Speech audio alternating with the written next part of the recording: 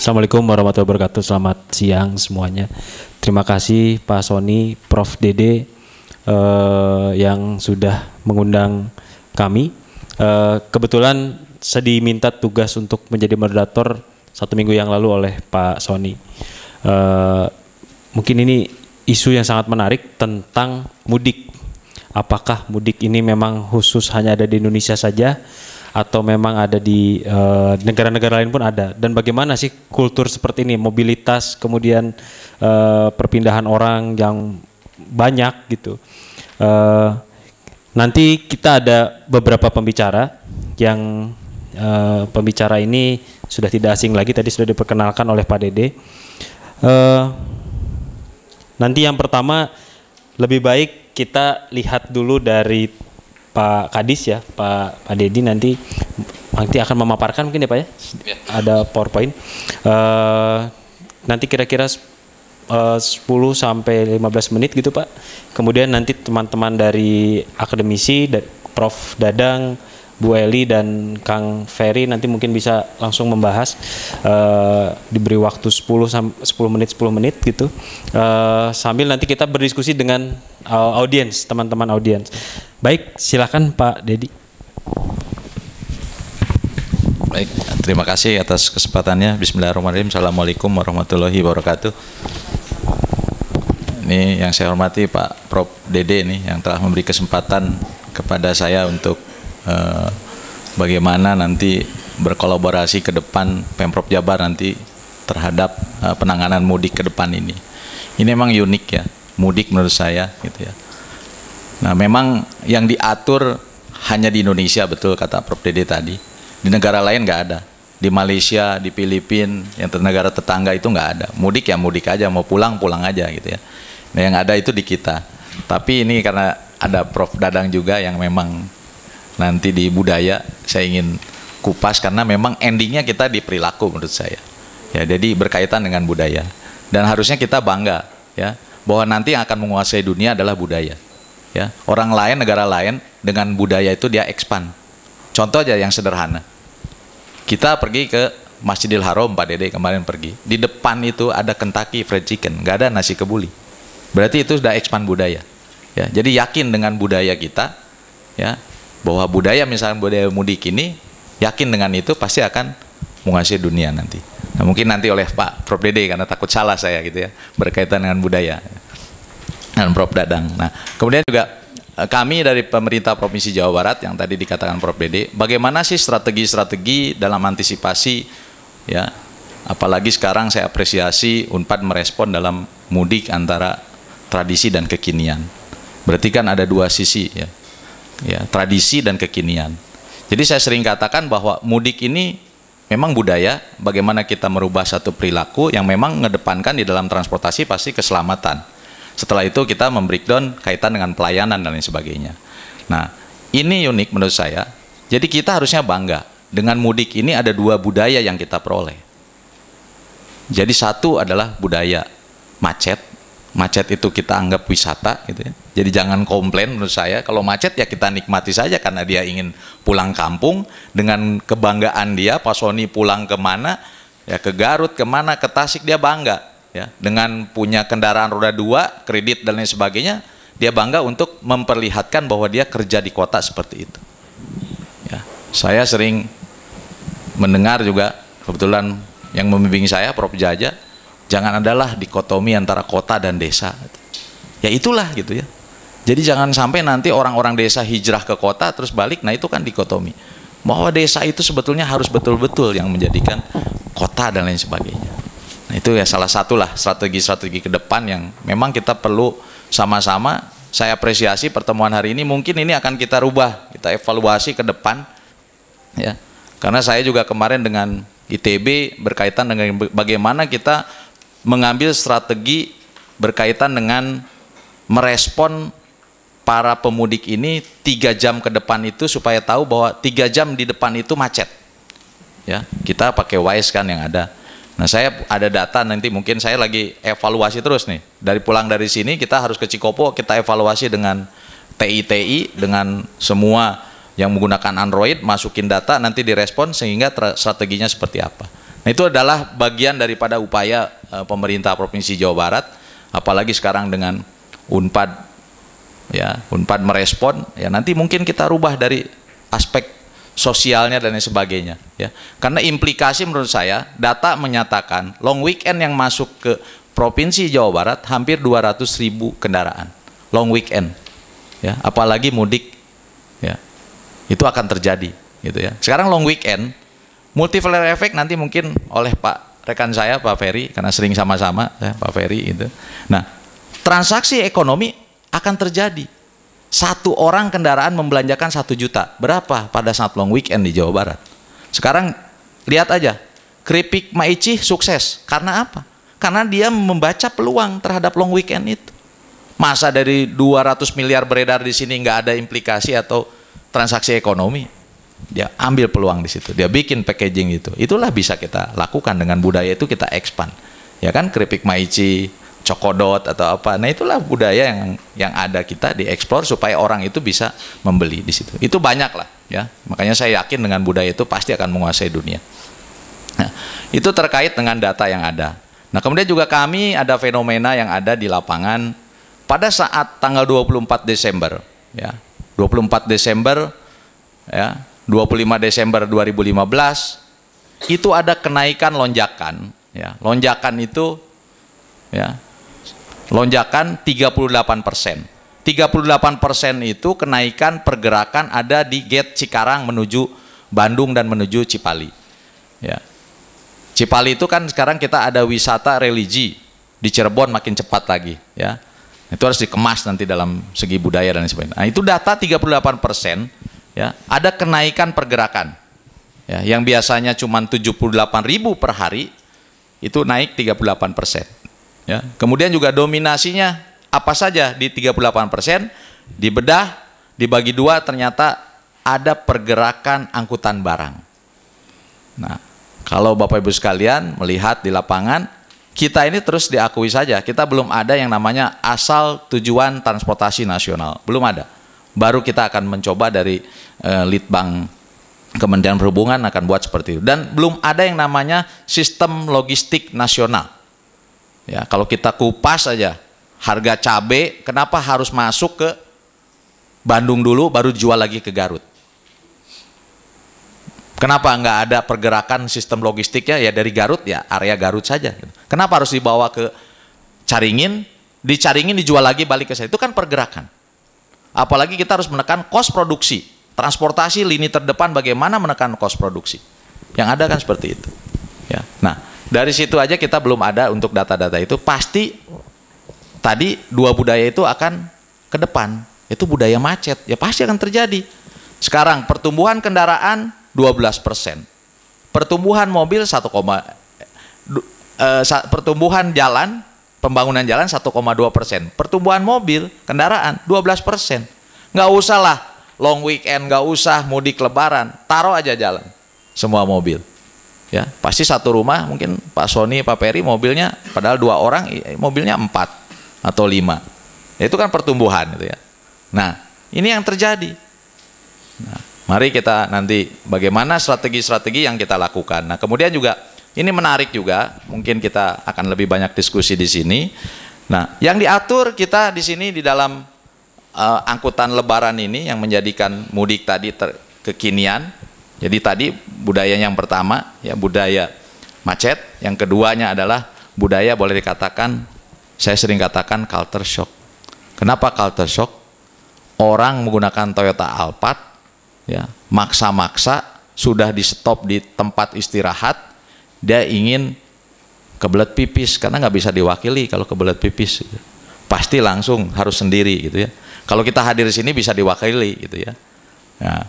Nah kalau mau itu kan panggilan jiwa susah gitu kan. Pasti, nah udah pakai itu berhenti di bahu jalan. Udah pastilah. Udah pakai Toyota Alphard ya, tapi berhentinya di mana saja. Itu kan budaya. Ya, berarti bagaimana kita merubah perilaku ini, gitu ya. Malah saya ada ekstrim, Pak Profesor di sini. Saya sering katakan bagaimana supaya antisipasi macet. Coba bikin, cuman di ide saya nggak direspon oleh Pak Menteri. Bikin spesial diskon di jalan tol. Spesial diskon apa? Bayar tol itu kalau 14 hari sebelum hari menjelang hari raya, diskonnya besar. Kan kalau dari Jakarta ke Cipali itu 109.500. Nah kalau sekarang H-14 bisa nggak? Itu kan kebijakan sebetulnya kan. Malah sekarang yang terjadi kalau macet itu lintas aja, sama aja. Mendingan kita atur aja gitu kan.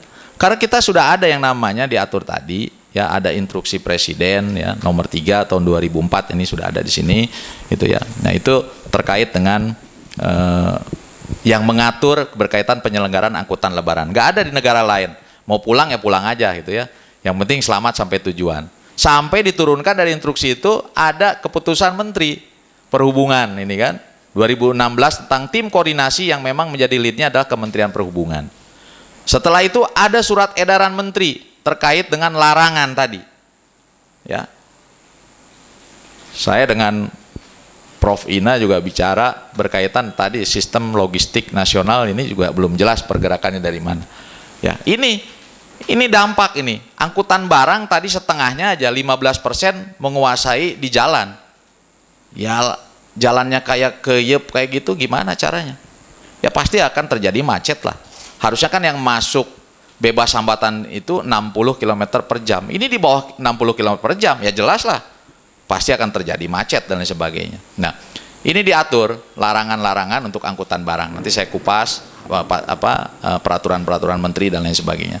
Ini loh yang menjadikan dasar kita melaksanakan tadi yang memang kita terus-terusan setiap tahun gitu ya. Kita dipastikan boleh dikatakan kita meninggalkan anak istri. H-7, H+7 itu pasti di lapangan semua. Gitu ya. Nah, baik kepolisian, perhubungan dan lain sebagainya. Nah, ini yang kita lakukan. Lanjut.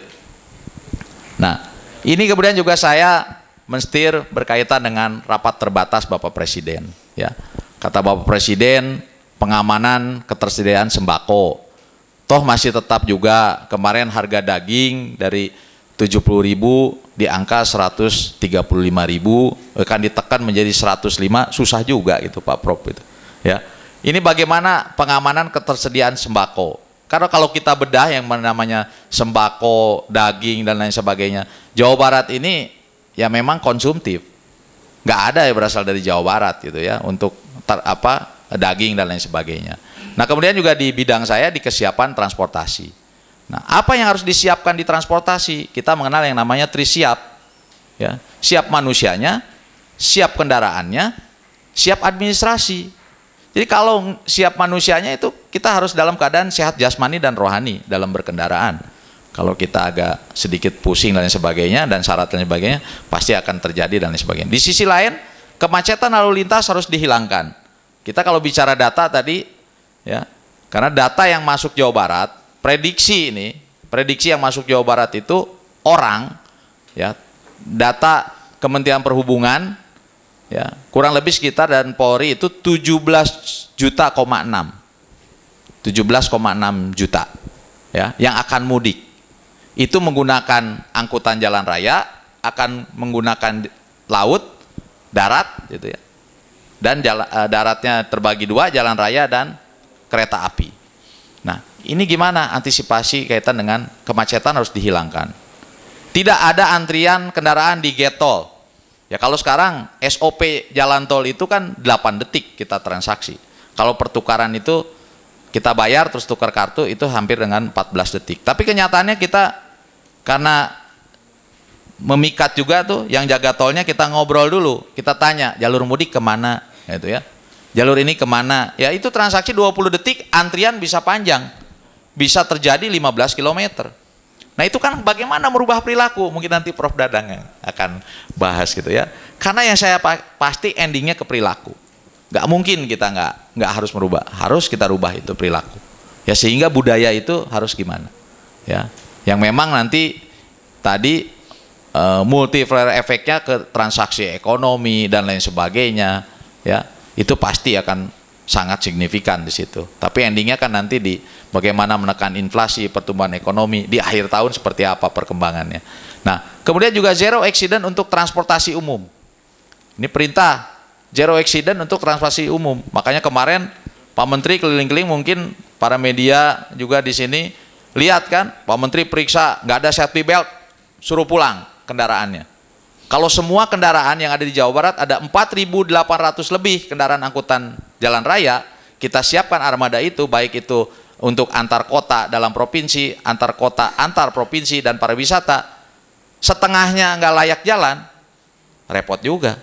Siapa yang mau angkut, gitu kan?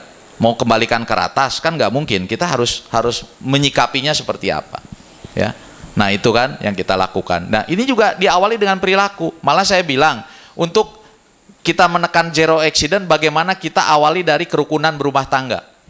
Nah sekarang kan banyak, ya, kekerasan rumah tangga dan sebagainya. Dia nggak enjoy, dia nggak bisa ngebiayai si supir ini. Malah saya bilang yang namanya public transport ya memang harus dikuasai oleh pemerintah. Nah intinya negara maju, ya, kalau sekarang masyarakatnya sudah menggunakan public transport, itu negara maju. Di Singapura, di Jepang, ya, di Korea itu udah kewajiban. Tapi kalau sekarang masih kita menggunakan Toyota, Alphard, Camry, Mercedes dan sebagainya, bukan negara maju menurut saya, hanya segelintir saja. Jadi kunci negara maju, masyarakat itu udah kebutuhan menggunakan public transport. Itu. Nah kita nggak ada. Di Jakarta kan kita suatu kebutuhan bagaimana mengantisipasi kemacetan, ya susah. Ya pokoknya yang jadi nanti pimpinan ya atasi kemacetan gitu kan. Nah kalau kita bilang zero accident untuk transportasi umum, ini kan kalau zero accident ini banyak yang mempengaruhi zero accident. Faktor kecelakaan itu dipengaruhi oleh human error. Ya, kemudian yang kedua dilakukan oleh fasilitas lalu lintas angkutan jalan. Yang ketiga masalah cuaca. Nah cuaca ini penting, ya, karena bukan kita. Kalau Allah berkehendak kun fayakun, kalau kita manusia kan upayakan, kan gitu bedanya. Itu, ya.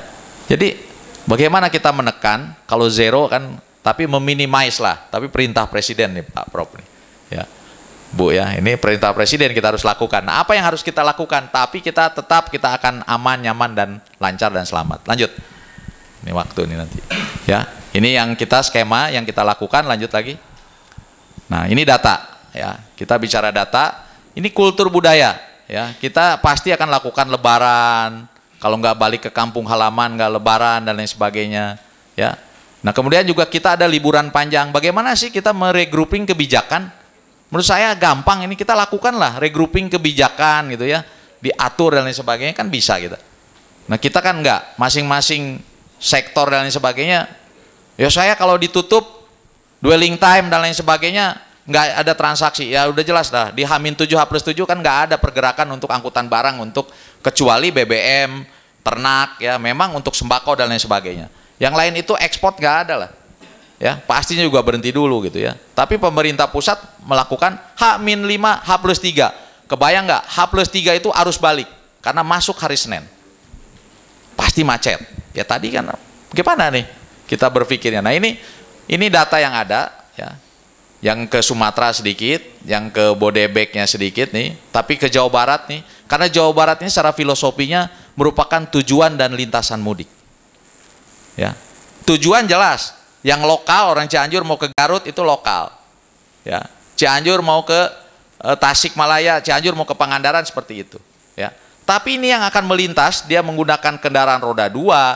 Data roda 2 prediksi kenaikan 51%. Ya, kebayang itu kenaikannya sangat signifikan, 51%. Tapi kita sudah antisipasi, ada rest area dan lain sebagainya. Yang penting tadi selamat sampai tujuan, aman, nyaman dan lain-lain. Nah ini ya mudiknya kurang lebih sekitar 10 juta lebih. Nah, tujuannya ke sini. Yang dari Jawa Tengah sedikit ke sini. Nah, ini yang secara filosofi lebaran ini seperti ini dan kita bicara data bahwa pergerakan atau penumpang itu akan sekian yang melintas Jawa Barat. Ya. Nah, kalau mau ya ekonominya pasti ini. Berapa nih belanja di Jawa Barat begitu melintas ke sini? Ya kan? 100.000 aja udah berapa miliar yang transaksi. Multiplier efeknya banyak gitu, ya. Nah, lanjut. Nah, ini yang kita lakukan bahwa kami ada rencana operasi angkutan lebaran ya untuk perhubungan, kemudian juga dengan Polda dengan lain sebagainya. Kami ada CCTV ya, mungkin nanti bisa diakses oleh rekan-rekan ya. Jadi nanti nanti ada di Subjabar Go ID, nanti diakses untuk memudahkan, dan kemudian Twitter, follower di Sub dan lain sebagainya. Ini untuk memberikan pelayanan terhadap para pemudik ya. Jadi CCTV kami ada 38 titik yang tersebar di titik-titik yang simpul kemacetan. Ya, ada di Pantura, ada di jalur tengah dan di selatan. Ya. Jadi di jalur Limbangan itu ada, di Nagreg ada ya. Kemudian juga di Malangbong ada, di Simpang 3 Pamoyanan ada, sampai ke Banjar. Ya. Nah, ini harus kita akan yang saya kerjakan. Jadi nanti kita menggunakan Android semuanya. Jadi kita bisa ini, dan kemudian juga kita akan berdasarkan traffic counting elektrik. Ada 7 kita akan lakukan traffic counting ini. Ya, traffic counting ya, selain fasilitas lalin dan lain sebagainya, dan VMS untuk pemberitahuan bahwa jalan 3 km ke depan Anda harus lakukan pengalihan arus dan lain sebagainya. Yang menjadi lead adalah pihak Kepolda. Ya, kemudian juga kita akan lakukan manajemen lalu lintas, ya. Ya, kemudian juga koordinasi dengan instansi terkait, baik dengan kabupaten kota dan lain sebagainya. Nah, sarana kita siapkan armada ini. Jadi gini, Pak Prof, mungkin nanti dengan Undang 23 ini kewenangan Dinas Perhubungan nambah, ya. Kan sebenarnya Dinas Perhubungan ini ngurusnya kan darat, laut, udara gitu ya. Kepolisian yang nggak diurus sama saya adalah hubungan intim, gitu ya. Yang lain diurus gitu ya, hubungan-hubungan itu. Nah, mungkin nanti dengan kewenangan KUA akan dipindahkan tuh ke Kementerian Perhubungan itu ya, karena untuk ngurus hubungan intim tadi gitu ya. Nah, ini yang kita lakukan. Jadi armada kita siapkan ada 4.800. Lanjut saja ke armada. Nah, lanjut armada, terus armada biar cepat aja. Nah, armada. Nah, di angkutan jalan kita siapkan 4.849 ya. Seatnya sekian. Nah, apa yang harus kita siapkan di dalam armada ini? Ya, kita sambil santai saja ya, Pak Prof nih, izin nih, Pak Moderator, kita lihat apa yang dikerjakan sih oleh pemerintah Provinsi Jawa Barat. Coba, nah ini. Nah, kita lakukan kesiapan armada angkutan darat harus tadi tersiap tadi. Ini Pak Dirjen langsung, ya, kita lihat kendaraannya, fisik kendaraannya dan lain sebagainya. Orangnya tes urin dan lain sebagainya. Ini loh yang kita lakukan, yang tadi tersiap itu gitu ya. Nah, setelah itu kita tempel stiker dan lain sebagainya gitu. Nah, ini yang kita lakukan di darat. Sama juga di kereta api, di udara ya, di laut juga. Karena kita punya angkutan sungai, danau dan penyeberangan ada 1.213 armada yang kita siapkan, tapi di bawah 7 gross ton. Ya, karena kita punya penyeberangan di Majingklak dan di Muara Gembong, dan pusat-pusat di danau ya, di Saguling, di Cirata, kemudian di Jatiluhur. Nah, itu kan menjadikan tujuan wisatanya ya, tapi kita siapkan armadanya supaya layak berlayar ya. Layak jalan di sini kita lihat ya, dari mulai fungsi pengereman, ketebalan ban, fungsi long terot dan lain sebagainya. Ini yang kita lakukan gitu ya. Jadi kesiapan armada angkutan daratnya, jadi bisnya supaya siap dan lain sebagainya. Kursinya betul nggak ya. Kemarin juga langsung uji coba, kita lihat sama-sama ya, naik kendaraan bis, ternyata masih ada yang melanggar juga di dalam kendaraan itu ya. Nggak ada yang jualan bis ya, di bis itu pasti banyak yang jualan. Ada tukang ngamen hanya ada di Indonesia naik bis itu ya. Nah, ini kita siapkan fasilitas lalin tadi, kesiapan kita ya, kita siapkan semua di beberapa ruas jalan yang memang jalan-jalan nasional, jalan provinsi dan kabupaten kota. Lanjut ya, yang ke udara. Nah, ini angkutan udara ya, kita ada 90 pesawat per hari. Kita ada prediksinya 9.700 ya, 9.700. Ini armada, walaupun Hussein sudah bagus terminalnya ya, tapi apronnya ini untuk parkir cuman segini ya, nggak bisa kita tambah movement lagi ya. Ya, ini kesiapan armada pesawat, kita cek ya pesawat juga ya, supaya betul-betul kita memberikan pelayanan tadi, karena kekinian ya juga harus kita pastikan gitu ya. Menggunakan pesawat, kita pastikan pesawat itu wah, yang naik pesawat oke ya, banyak uang dan lain sebagainya, tapi krunya kita juga lakukan tes urin ya. Jangan sampai nanti kita naik pesawat dia bilang keselamatannya paling tinggi dan lain sebagainya, tapi krunya ya, narkoba dan lain sebagainya. Nah kita tes sampai ke sana, ya. Jadi kita kemarin ada berapa pesawat, ya, karena movement yang ini ada 90 movementnya, ya, yang menjadi gate di sini. Selain gate kita di Bandara Hussein, ada gate di Nusawiru. Nah ini lakukan tes urin. Nah ini kebetulan pilotnya nih Pak Prof Dede nih, ini perempuan nih, pilotnya nih. Nah ini yang saya tunjuk nih, gitu. Nah ini kru pesawat kita periksa. Ya, ada sebetulnya ada 2 yang terkena, tapi dia menggunakan obat-obatan katanya, sama pelangsing.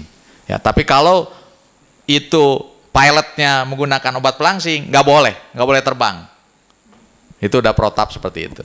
Ya, nah kita kerjasama dengan BNN, kita cek kaitan dengan kesiapan awak pesawat ini. Ya, tadi saya katakan bukan hanya di laut saja, di udara, di kereta api juga sama kita pengecekan. Lanjut. Ini yang kesiapan, ini yang beberapa saja yang kita lakukan. Jadi kebijakan koordinasinya seperti ini, ya. Dan kami juga akan memperlakukan H-7, H+7 angkutan barang khususnya di Jawa Barat tidak melintas. Karena apa? Karena Jawa Barat tadi kalau kita lihat merupakan tujuan dan lintasan, ya pasti akan terjadi mixed traffic dan pasti akan terjadi bottleneck dan lain sebagainya. Ya, walaupun skema e-ticketing sudah dilakukan, jadi pembayaran tol itu nanti dari Cikarang tidak berhenti di Cikopo langsung ke Palimanan, ya. Cuman itu akan terjadi juga nanti memindahkan saja. Yang namanya manajemen rekayasa lalu lintas hanya memindahkan saja, simpul kemacetan pindah ke sana, ya. Hanya seperti itu saja, gitu ya. Jadi yang paling penting yang long term menurut saya, nah bagaimana mungkin bisa merubah dari sisi perilaku. Itu yang tadi kata Prof Dede, lebih baik ya mendingan lamun teu aya kampung halaman di dia di Bandung kan lebih bagus ya. Tapi ini kita juga ini sudah menjadikan tradisi dan menjadi kekinian menurut saya, tren menurut saya. Ya kalau nggak bangga, nggak pulang kampung, nggak bawa kendaraan, kan gitu. Padahal kalau bangga mah di negara maju, kalau sudah menggunakan public transport, nah itu negara maju. Berarti transaksi ekonominya betul, gitu ya. Kalau kita enggak, kalau walaupun nanti setelah pulang harus bayar cicilan, gitu kan, pasti akan tersana. Yang penting kita pulang kampung bawa motor dan lain sebagainya. Nah kita lakukan juga mudik gratis, ya. Mudik gratis ini juga bagaimana kita bisa merespon masyarakat untuk lebih aman nyaman menggunakan public transport, kita lakukan itu. Ya mudah-mudahan nanti ke depan kita akan lakukan mudik gratis yang lebih banyak lagi. Mungkin nanti bersama Unpad atau gimana kita siapkan nanti apakah kita sama-sama CSR dan lain sebagainya. Ya kita berikanlah, kita nomor satukan para pemudik ini untuk nyaman untuk sampai tujuan. Lanjut kayaknya udah ya. Nah ini posko aja biar aja lewat. Udah aja, ini titik-titik aja. Jadi checkpoint di mana dan lain sebagainya kami sebar. Ada beberapa checkpoint dan menggunakan ramcek dan lain sebagainya. Ini hanya informasi ya yang bisa saya sampaikan, kayaknya sudah ya. Nah, itu saja beberapa hal yang saya bisa sampaikan. Kurang lebihnya mohon maaf. Wassalamualaikum warahmatullahi wabarakatuh. Waalaikumsalam warahmatullahi wabarakatuh. Kita beri aplaus dulu buat Pak Dedi Taufik yang sudah banyak info yang baru saya dapat. Terima kasih Pak.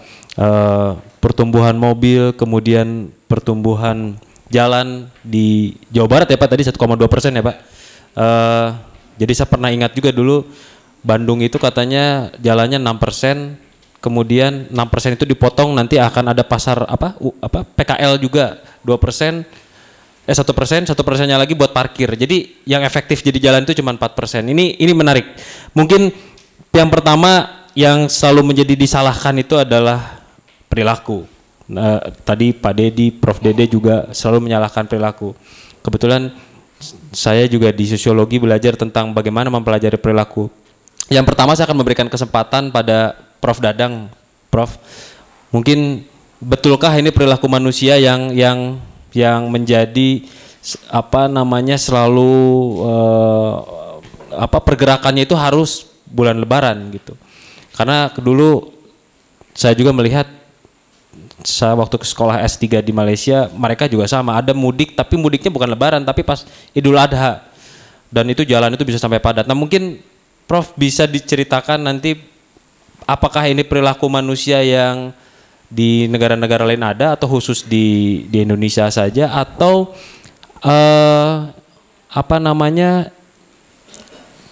perilaku ini perilaku unik gitu ya, yang nanti mungkin Prof bisa membahas ini sekitar 10 menit mungkin Prof. Silakan Prof.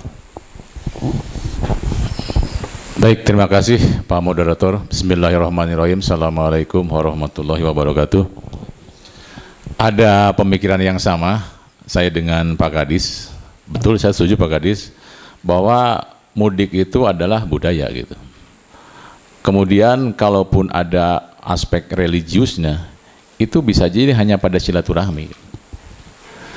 Yang kedua, mengapa saya setuju juga, tadi Pak Kadis bahwa mudik itu di samping seremonial kegembiraan, juga ada aspek-aspek kebutuhan manusia yang mendasar. Pak Kadis menyinggung, ini unjuk gigi nih, saya setuju sekali gitu. Oleh karena itu saya akan memandang mudik itu dari dua sisi. Pertama budaya, kemudian kebutuhan manusia. Lalu ada satu pendekatan yang saya gunakan supaya tidak melebar kemana-mana dalam aspek budaya, yaitu pendekatan strukturalisme. Yang saya maksudkan, strukturalisme ini permanen gitu. Oleh karena itu nanti akan kita lihat apakah mudik ini bersifat permanen atau ada semacam transformasi terhadap budaya-budaya yang lain. Baik, berikut. Nah, kebetulan dalam konsep budaya strukturalisme saya mengambil sebuah contoh teori namanya pendekatan habitus gitu. Habitus yang dari Virbourdieu gitu. Sehingga nanti apa yang disampaikan oleh Pak Kadis itu akan kita lihat ada tidak petanya dalam konsep pendekatan budaya seperti itu. Habitus itu konon namanya habitus adalah perwatakan dasar manusia atau dasar kepribadian individu. Nah lalu tadi mengapa ada perilaku seperti itu? Sehingga mudik menjadi watak individu bagi Indonesia tentu saja. Nah mudik ini, maksud saya watak ini dibangun oleh 3 unsur. Pertama biologis, kedua mental, ketiga pergaulan. Kita tidak menutup mata, di Indonesia itu banyak suku, misalnya suku perantau gitu. Yang namanya perantau pasti akan balik, akan mudik. Dalam bahasa Sunda, ulah poho kagali gesan ngajadi. Pasti itu ada mudiknya gitu. Nah nilai-nilai filosofi seperti itu dibangun dalam aspek mental. Yang saya maksudkan dengan mental adalah kondisi emosi, jiwa, pikiran individu yang tercermin dalam perilaku. Lalu biologis, maksudnya gimana? Misalnya begini, kita orang Sunda, lahir yang given itu jelas kalau biologis kan laki-laki perempuan. Lahir dari suku Sunda, lahir di Ciamis, ya given itu. Itu biologi saya. Karena saya lahir di Ciamis, mata watak saya adalah watak Ciamis. Dalam biologis. Kemanapun saya pergi, melanglang buana, watak Ciamis itu nggak hilang. Gitu. Karena struktur itu permanen. Gitu. Kalaupun saya berubah, dalam konteks misalnya ketika pulang dari luar negeri belajar 3 tahun misalnya, kalaupun berubah itu hanya bersifat pragmatis, tapi watak dasarnya itu tidak akan pernah hilang dalam konsep budaya strukturalisme. Sehingga ketika mudik itu ditanamkan oleh keluarga pada anak-anaknya dalam konsep biologis, maka kapanpun itu akan melekat dalam skema pragmatis. Meskipun anak itu bergaul dengan budaya yang sangat banyak. Lalu dari konsep biologis itu yang saya katakan ini mental. Ya kita dilahirkan dengan mental keluarga Ciamis, lalu bermigrasi ke Jakarta, ke Bandung, tidak akan pernah lepas. Karena emosi, kejiwaan dan pikiran Ciamis akan selalu ada dalam itu, dalam individu yang bersangkutan. Kemudian pergaulan. Masa kecil adalah masa yang tidak akan pernah terlupakan, dan itu pembentukan watak yang sangat mendasar. Jadi ketika kita bergaul, bukan digauli ya, ketika kita bergaul dengan orang-orang Ciamis, maaf ya ini bicara soal misalnya Ciamis saja, kita bicara bergaul dengan orang Ciamis, lalu orang-orang Ciamis menyebar kemana-mana, maka watak keciamisannya kalaupun sudah melanglang buana ke negara manapun itu akan tetap ada. dalam konteks strukturalisme. Karena apa? Karena kata Bourdieu, manusia itu wataknya didorong oleh 3 aspek dan itu akan permanen. Perubahan watak terjadi hanya karena aspek-aspek yang sifatnya pragmatis, kontekstual. Tapi prinsip dasarnya, watak dasarnya akan ada di situ. Jadi mudik adalah watak kepribadian orang di Indonesia. Karena apa? Karena dibangun, diciptakan oleh keluarga melalui struktur perwatakan dasar di keluarga itu sendiri. Lalu tadi Pak Kadis bicara soal apa namanya unjuk gigi. Saya setuju sekali. Karena di samping watak tadi, oh maaf sebelum ke sana ya, ada yang dinamakan bahwa apa namanya di satu sisi habitus itu dikatakan sebagai buah dari sejarah individu. Jadi ketika watak itu sudah tertanam dalam individu-individu, katakanlah model yang saya gambarkan tadi, orang Ciamis dengan biologis Ciamis, dengan mental Ciamis, dengan pergaulan Ciamis, maka watak yang tertanamnya pasti ada watak dasar Ciamis. Nah kemanapun dia pergi, buah dari sejarah individu keciamisan nggak ada hilang. Sehingga buah itu hadir dalam pengalaman masa lalu dan hadir dalam persepsi, dalam pemikiran, dalam tindakan. Jadi sebetulnya betul Pak Kadis bahwa mudik adalah kultur yang dibangun, diciptakan dan akan hadir dalam persepsi, dalam pemikiran, dalam pikiran dan tindakan orang-orang yang memang pada dasarnya menciptakan watak tadi. Nah, lalu bagaimana dengan kedepannya ada peluang perilaku? Nah inilah kelemahan pendekatan Bourdieu, kata dia. Watak itu bisa jadi berubah, bertransformasi manakala individu itu tidak bergaul dengan situasi yang awal atau bergaul, bersosialisasi dengan dunia yang lain. Semisal ada perkawinan campur, sekolah di luar negeri lama. Tetapi apakah itu bisa dipertanggungjawabkan? Perubahannya bisa mengubah watak. Saya sering membayangkan, maaf ini ya, putra presiden waktu Orde Baru itu 35 tahun jadi putra presiden gitu. Kalau tidak salah gitu ya. Atau lebih ya. Paling bungsu itu berapa tahun nih? Apakah watak sebagai putra presidennya akan hilang? Meskipun beliau sudah lagi bukan putra presiden. Saya kira tidak akan pernah hilang watak putra presidennya. Karena yang tadi, secara biologis dia lahir dari putra presiden. Mentalnya dibangun dalam konsep putra presiden. Pergaulannya dibangun dari proses. Artinya watak dasar kepribadian individu itu betul-betul tertanam sebagai putra presiden. Meskipun sekarang bukan lagi putra presiden, bahkan sudah almarhum, misalnya seperti itu. Nah itu yang terjadi pada budaya mudik. Jadi mudik itu bukan religi, tapi kultur. Gitu. Aspek religinya hanya aspek silaturahmi, bermaaf-maafan, seperti itu. Baik, ketika kita bicara soal, saya setuju dengan Pak Kadis tadi, kita bicara soal apa namanya unjuk gigi dan sebagainya. Saya melihat kebutuhan manusia itu kan ada 7 tingkatan. Gitu.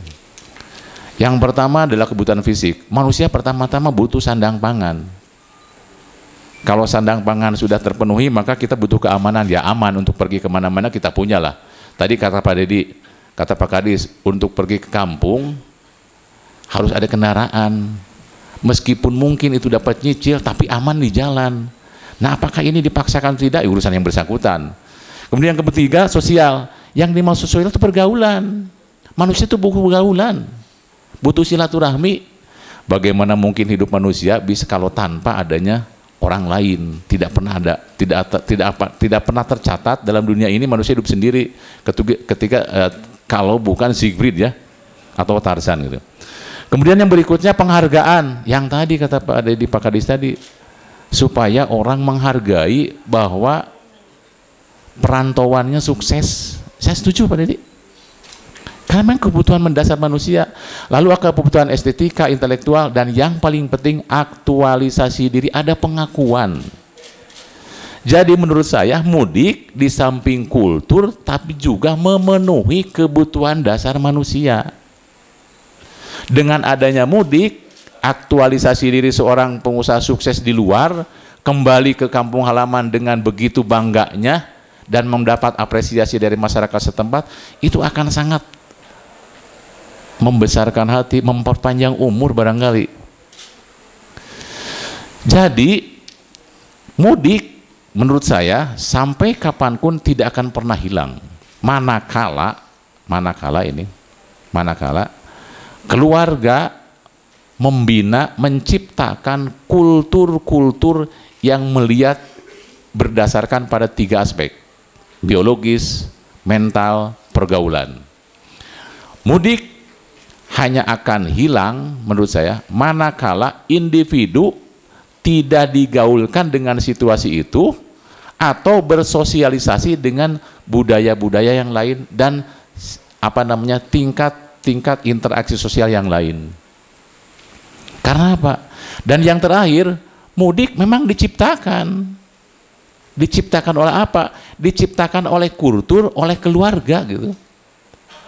Pak Dede tidak menciptakan mudik, maka turunan kesananya tidak akan pernah ada mudik Pak Dede. Karena tidak menciptakan mudik dalam kultur keluarganya. Tidak ada turunan Pak Dede diberi watak kepribadian mudik. Baik biologis, mental maupun pergaulan. Oleh karena itu tidak ada mindset dalam keluarga Pak Dede ke bawahnya mudik. Nah seperti itu. Kalau saya, misalnya ini gambaran, saya orang Ciamis. Karena saya itu anak saya dibawa ke Ciamis setiap Lebaran, maka saya sedang menciptakan kultur baru, regenerasi untuk mudik. Meskipun anak saya lahir di Bandung, tapi kultur mudik saya tetap ciptakan. Nah, jadi itu yang dimaksud dengan habitus. Jadi habitus itu adalah menciptakan perwatakan darah manusia melalui 3 unsur, dan unsur-unsur akan langgeng manakala individu-individu tidak digaulkan, tidak disosialisasikan dalam bentuk-bentuk yang lain, dalam budaya-budaya yang lain. Terkecuali nanti kalau individu itu lahir besar dalam situasi watak yang berbeda. Mungkin akan ada transformasi dari itu mudik sendiri. Yang kedua, mudik adalah kebutuhan dasar manusia. Manusia butuh bersosialisasi, manusia butuh silaturahmi, manusia butuh penghargaan, manusia butuh pengakuan. Untuk apa orang kaya studi S3? Apa yang mau dicari? Bahkan sekarang banyak wisata pendidikan. Orang itu hanya ingin mendapatkan gelar, dan aksiologi dari doktor yang diraihnya itu bukan serta-merta hanya kepentingan ilmiah, tapi kepentingan aktualisasi diri dan intelektual. Coba orang yang sudah miliarder, miliaran uangnya, kalau kita lihat dari aspek fisik ya, kebutuhan fisik, tapi ingin studi. Karena apa? Karena itu dianggap sebagai bentuk dari aktualisasi diri, penghargaan. Itulah yang saya maksudkan dengan kebutuhan dasar manusia sebagai aspek yang memang dibutuhkan dalam situasi mudik. Barangkali itu sementara Pak Moderator, mudah-mudahan nanti kita bisa berdiskusi. Terima kasih. Wassalamualaikum warahmatullahi wabarakatuh. Waalaikumsalam warahmatullahi wabarakatuh. Terima kasih Prof. Dadang. Saya mencatat ada berbagai hal yang menarik dan ini kelihatannya menyambung nanti dengan pembicara berikutnya, Bu Eli. Ini konsep tentang aktualisasi diri, Pak. Itu dari McClellan ya, Pak ya.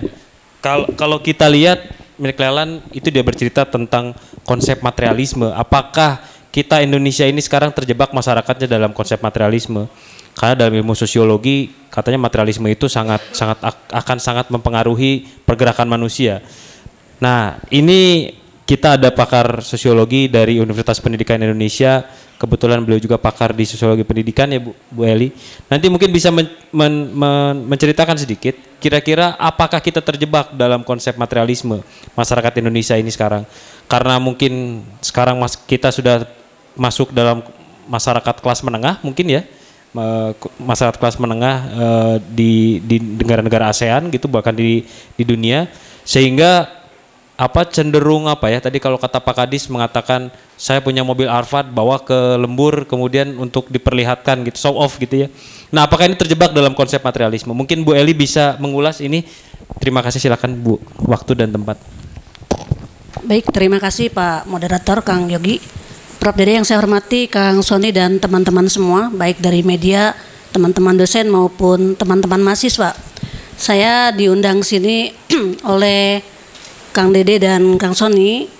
Kita sama-sama akan melihat tentang mudik.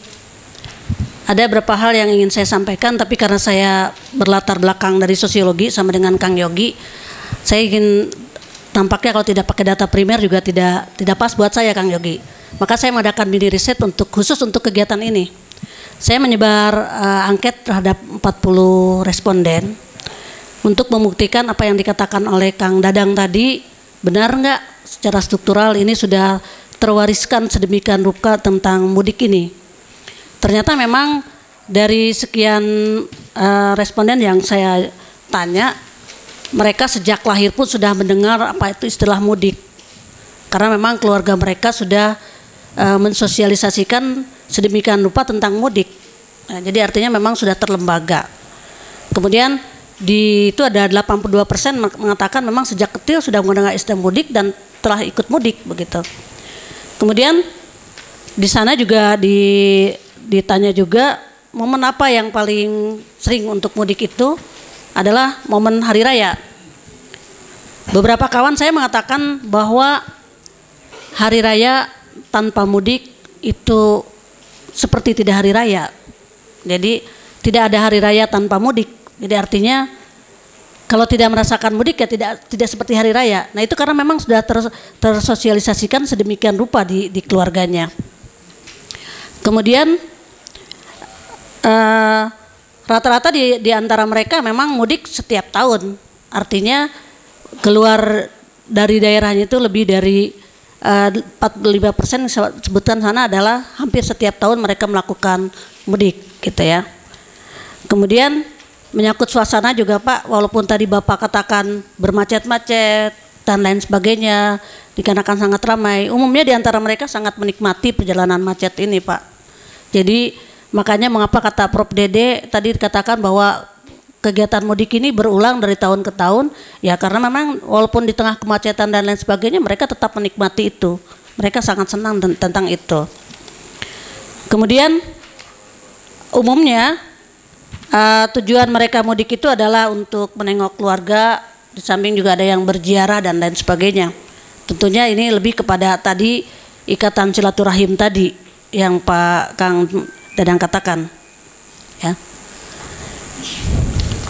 Selanjutnya, ini karena ini membahas masalah kekinian dan saya rencanakan respondennya adalah sebagian besar mahasiswa. Kemudian saya tanya kepada mahasiswa, apakah cukup tidak mengucapkan selamat hari raya kepada orang tua itu melalui HP atau medsos? Anak-anak muda yang setiap hari pegang media sosial menyatakan tidak, Pak. Artinya dia sudah terkonstruksi sedemikian rupa, memang mereka mengatakan harus mudik, harus sungkem sama orang tua. Ini mahasiswa. Artinya betul seperti Prof. Dadang katakan tadi, ini sudah terwarisi sedemikian rupa untuk bagaimana mereka mudik meskipun sekarang sudah ada media sosial, sudah ada HP, dan mereka mengatakan itu tidak benar. Ya. Kecuali sama teman. Kalau sama teman mereka masih mentolerir, masih boleh mengucapkan selamat Idul Fitri, selamat Lebaran dan lain sebagainya memakai HP. Tapi kalau untuk orang tua, itu artinya apa? Artinya bahwa selama ada keluarga seperti Pak Dadang katakan tadi, selama ada keluarga yang mensosialisasikan tentang mudik ini, tentu perilaku mudik itu akan terus kita ulang dari tahun ke tahun. Kecuali memang kita tidak punya keluarga. Ya. Apalagi di era pergaulan di global ini sekarang sudah lintas, bukan lagi lintas daerah, tetapi sudah lintas negara dan perkawinan sudah perkawinan antar negara. Ini tentu saja pada momen-momen tertentu mereka ingin berkumpul dengan keluarga besarnya. Makanya ada pertanyaan, apakah makna mudik buat Anda? Jawabannya itu beragam. Ada yang mereka mengatakan bahwa mempererat tali silaturahmi itu yang paling banyak. Kemudian momen ketika kita bertemu dengan orang-orang yang kita cintai, kemudian berkumpul dengan kerabat dan saudara, kemudian waktu berkumpul bersama keluarga besar, berbagi cerita yang kata mereka tidak mungkin mereka bisa ceritakan di media sosial. Kemudian juga ya mereka mengatakan bahwa mudik ini adalah momen yang ditunggu-tunggu ya untuk berkumpul dengan keluarga besar. Dan di antara mereka juga ada yang tadi tinjauannya lebih kepada rohaniah. Mereka mengatakan, apakah pada mudik bagi Anda, dia mengatakan berpulang ke tempat awal sebagai revolusi seperti manusia berpulang pada Tuhan. Ini sudah betul-betul meyakini bahwa mudik itu bisa diartikan yang lebih luas. Kemudian juga mereka mengatakan mudik adalah momen membahagiakan, momen berbagi, ya juga ada juga momen menyedihkan begitu.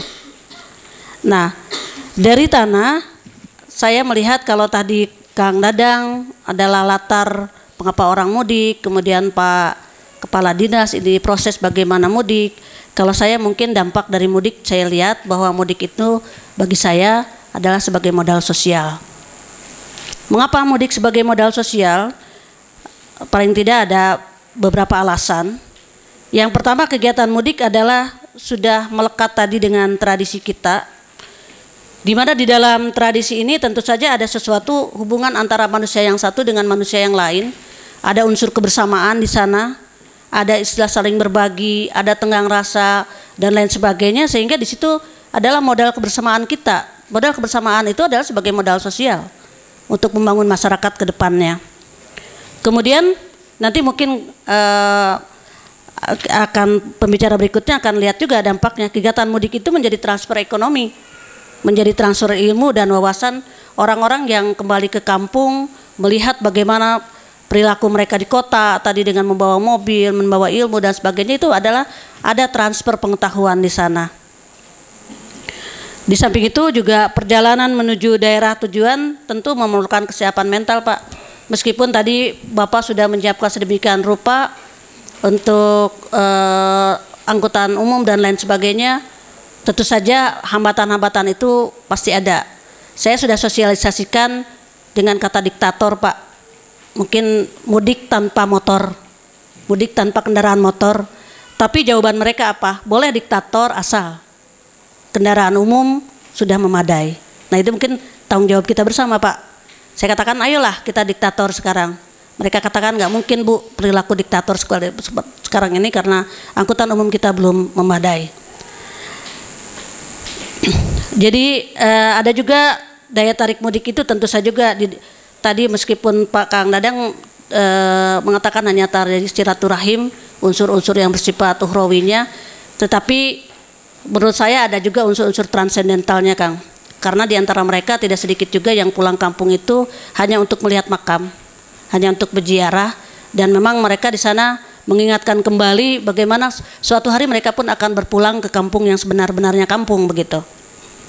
Jadi di dalam diskusi kali ini saya menyimpulkan bahwa mudik dengan segala dinamikanya menyimpan potensi yang bila dikelola dengan baik dapat menjadi modal sosial untuk membangun masyarakat di tengah gejolak modernitas ini yang tadi materialistis.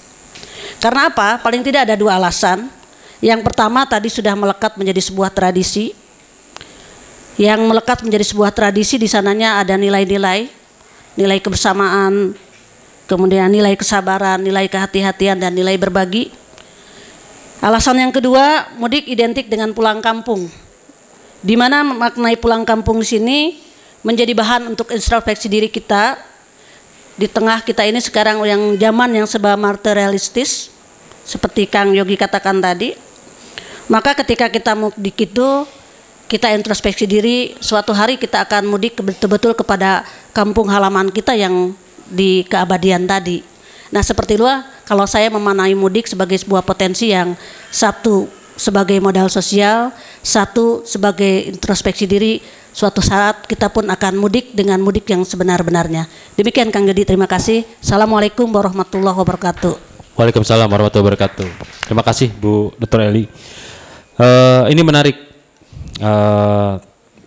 semakin menarik ketika konstruksi materialisme ternyata menjadi sebuah modal sosial yang diterjemahkan oleh masyarakat Indonesia saat ini ternyata menjadi materialisme ini. Nah, ini juga saya menjadi bertanya juga kepada nanti pembicara berikut ini nyambung dengan Kang Ferry. Apakah kita juga nanti akan menghadapi bagaimana pertumbuhan barang, jasa sebelum Lebaran? Biasanya kan harga-harga naik, kemudian banting harga mobil itu biasanya banyak, Kang. Diskon motor itu banyak. Padahal tadi kalau kata Pak Kadis, pertumbuhan roda 2 itu sampai 50%. Saya juga pengguna roda 2. Tapi kalau mudik saya nggak berani.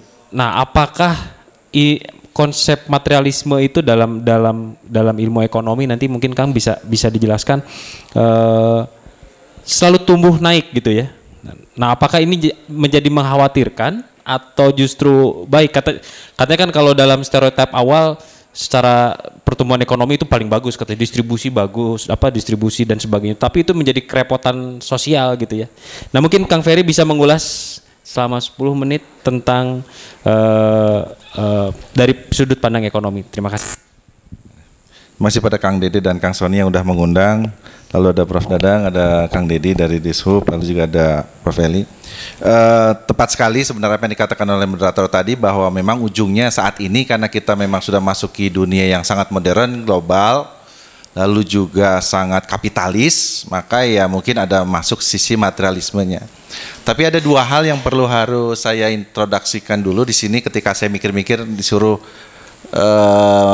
menjadi bahan diskusi, melempar bahan diskusi. Saya pikir apa benar ada orang mudik itu dengan pakaian compang-camping gitu? Apa benar ada orang mudik itu dengan jalan kaki? Kayaknya nggak ada. Pasti kita mudik itu mereka benar tadi dikatakan pertama kali mereka akan show off. Kenapa?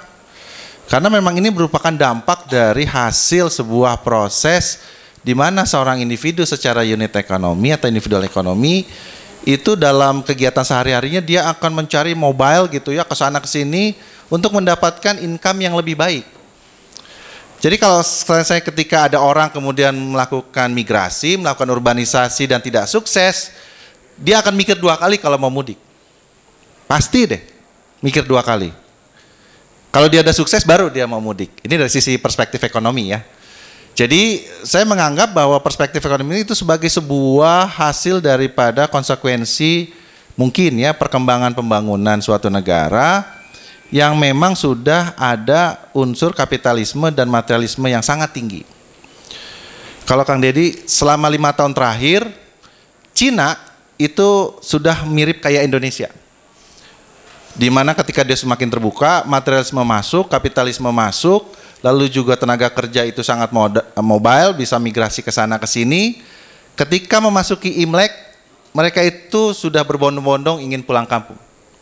Kenapa? Karena merasa sudah memiliki tingkatan materialisme yang lebih baik mungkin ya. Itu tidak akan terjadi di Cina pada lepas daripada aspek ideologi ya. Cina tahun 70-an dan 80-an. Tapi kalau kita 2010-an sampai sekarang, itu kalau kita lihat di bulan Februari mau Imlek, itu mereka bahkan rela sampai 1 hari 1 malam sampai 2 hari itu menunggu di bandara dan di stasiun kereta dan di terminal bus hanya untuk pulang. Nah, bagaimana di Indonesia? Di Indonesia ini kalau saya melihatnya karena perspektif tadi materialistis dan juga berusaha untuk show off gitu ya. Karena aspek budaya dan aspek sosiologi serta aspek logistik sudah diinformasikan dan sudah dilemparkan.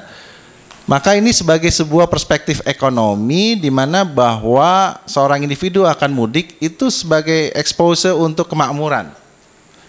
Dia akan menunjukkan bahwa oh saya berhasil. Oh saya lebih baik, oh saya lebih kaya dan sebagainya.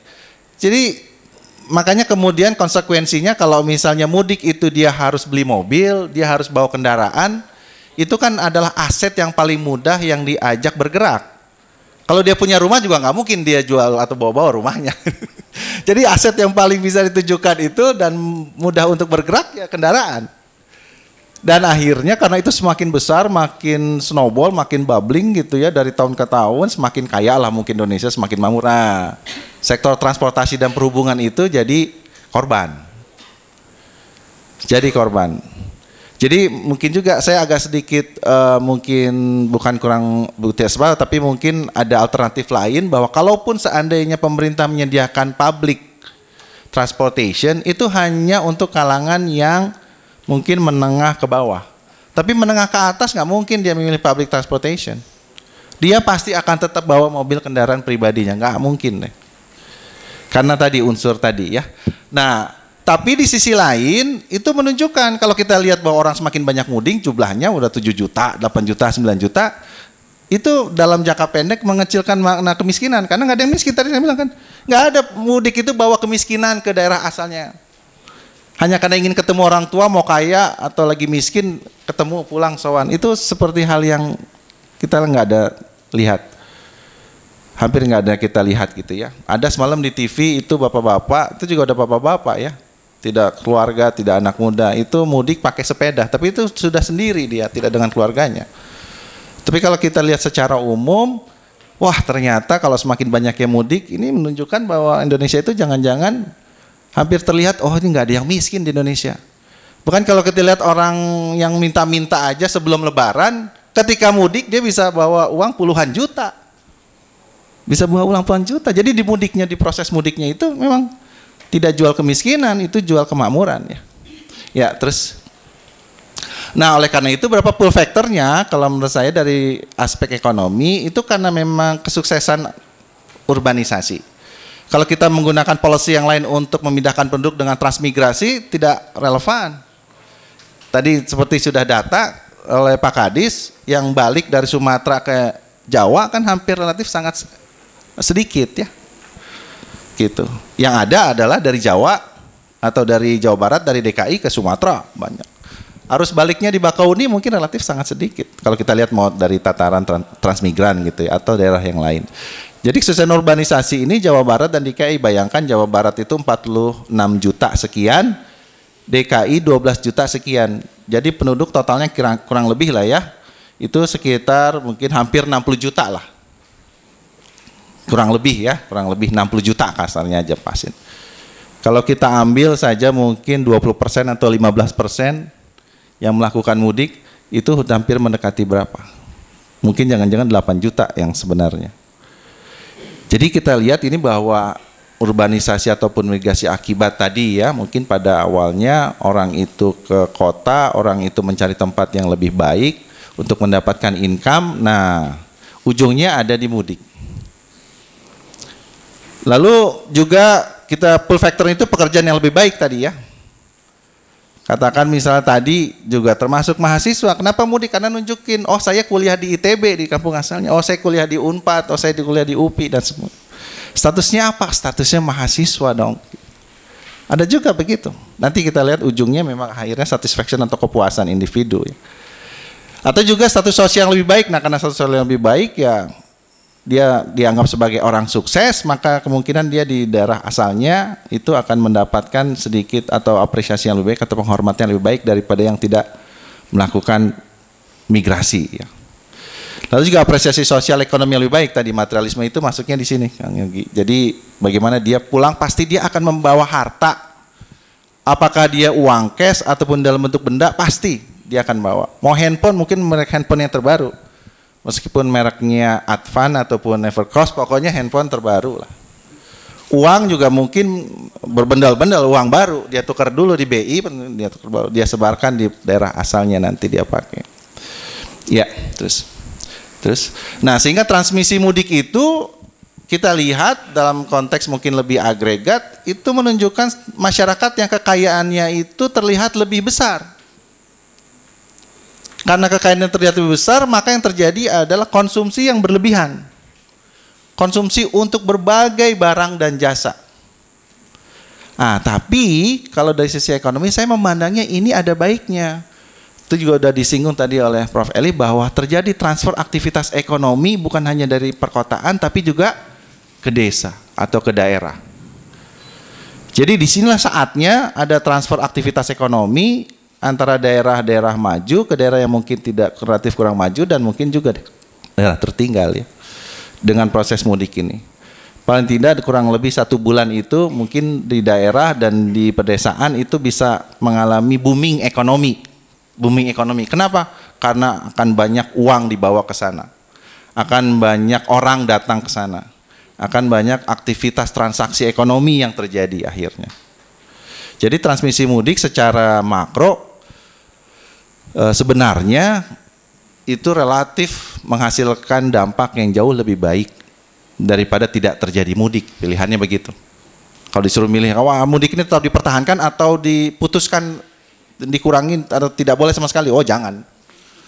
Jangan. Inilah merupakan salah satu proses secara natural, alamiah, mekanisme pasar di mana terjadi transfer aktivitas ekonomi. Tadi sudah Pak Kadis katakan, bayangin transfer ekonominya itu mulai dari jalan tol, rest area, mungkin kalau yang di Cirebon, di Pemalang, di Semarang, itu sepanjang jalan itu menikmati semua. Menikmati semua. Kurang uang, banyak ATM, ambil lagi. Terus saja begitu. Tidak dipikirkan berapa sisanya nanti. Ya, berikutnya.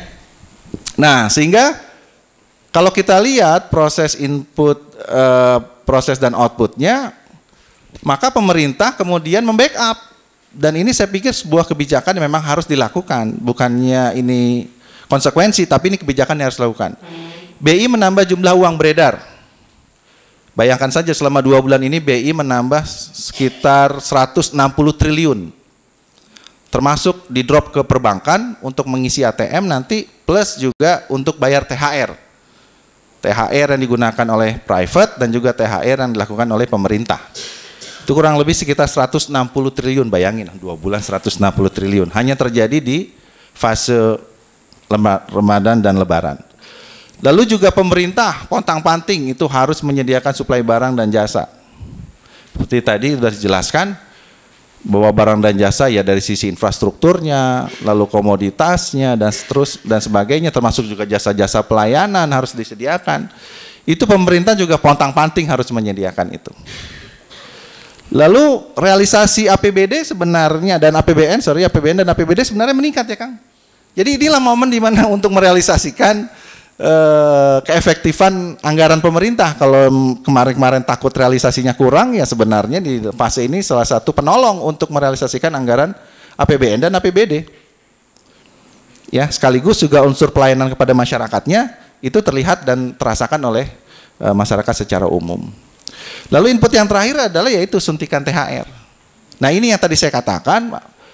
Makanya memikir apakah kalau orang, mungkin kalau tambah risetnya lagi, Bu, Prof, tanya apakah orang yang dapat THR dan tidak dapat THR akan tetap dua-duanya mudik atau tidak? Mungkin pikir 2 kali ya tidak dapat THR untuk mudik. Tapi ketika sekarang sudah dapat THR, bahkan Kementerian Tenaga Kerja sudah memastikan bahwa perusahaan-perusahaan ini sudah harus wajib bayar THR, aman. Saya pikir prediksinya bisa lebih jauh dari 7 juta. Karena apa? Karena THR pegawai negeri dengan private itu tepat waktu THR-nya, dan itu dalam jumlah yang relatif cukup besar ya, cukup besar dibanding tahun-tahun sebelumnya. Jadi saya prediksi kemungkinan akan ada jumlah orang atau pemudik ini yang lebih besar daripada tahun kemarin. Paling hambatannya hanya aspek penerimaan sekolah saja. Lalu yang berikutnya, prosesnya dengan input itu maka permintaan masyarakat meningkat, sektor transportasi meningkat, lalu juga transaksi bank itu meningkat. Dan ini sebenarnya 3 hal ini itu yang menciptakan pertumbuhan ekonomi bisa lebih besar selama 2 bulan ini. Ini yang menciptakan, dan itu dari tahun ke tahun memang terlihat bahwa bulan-bulan di mana ada Ramadan dan Lebaran, dia memiliki tingkat pertumbuhan ekonomi yang lebih besar dibandingkan bulan-bulan yang lain. Saingannya hanya bulan di Desember. Karena di sana ada tahun baru, ada Natal, plus anggaran pemerintah dan anggaran APBD memang harus dibelanjakan semua. Tapi di luar itu, pertumbuhan ekonomi di bulan Ramadan dan di bulan Syawal ini merupakan sarana untuk penciptaan pertumbuhan ekonomi yang lebih tinggi.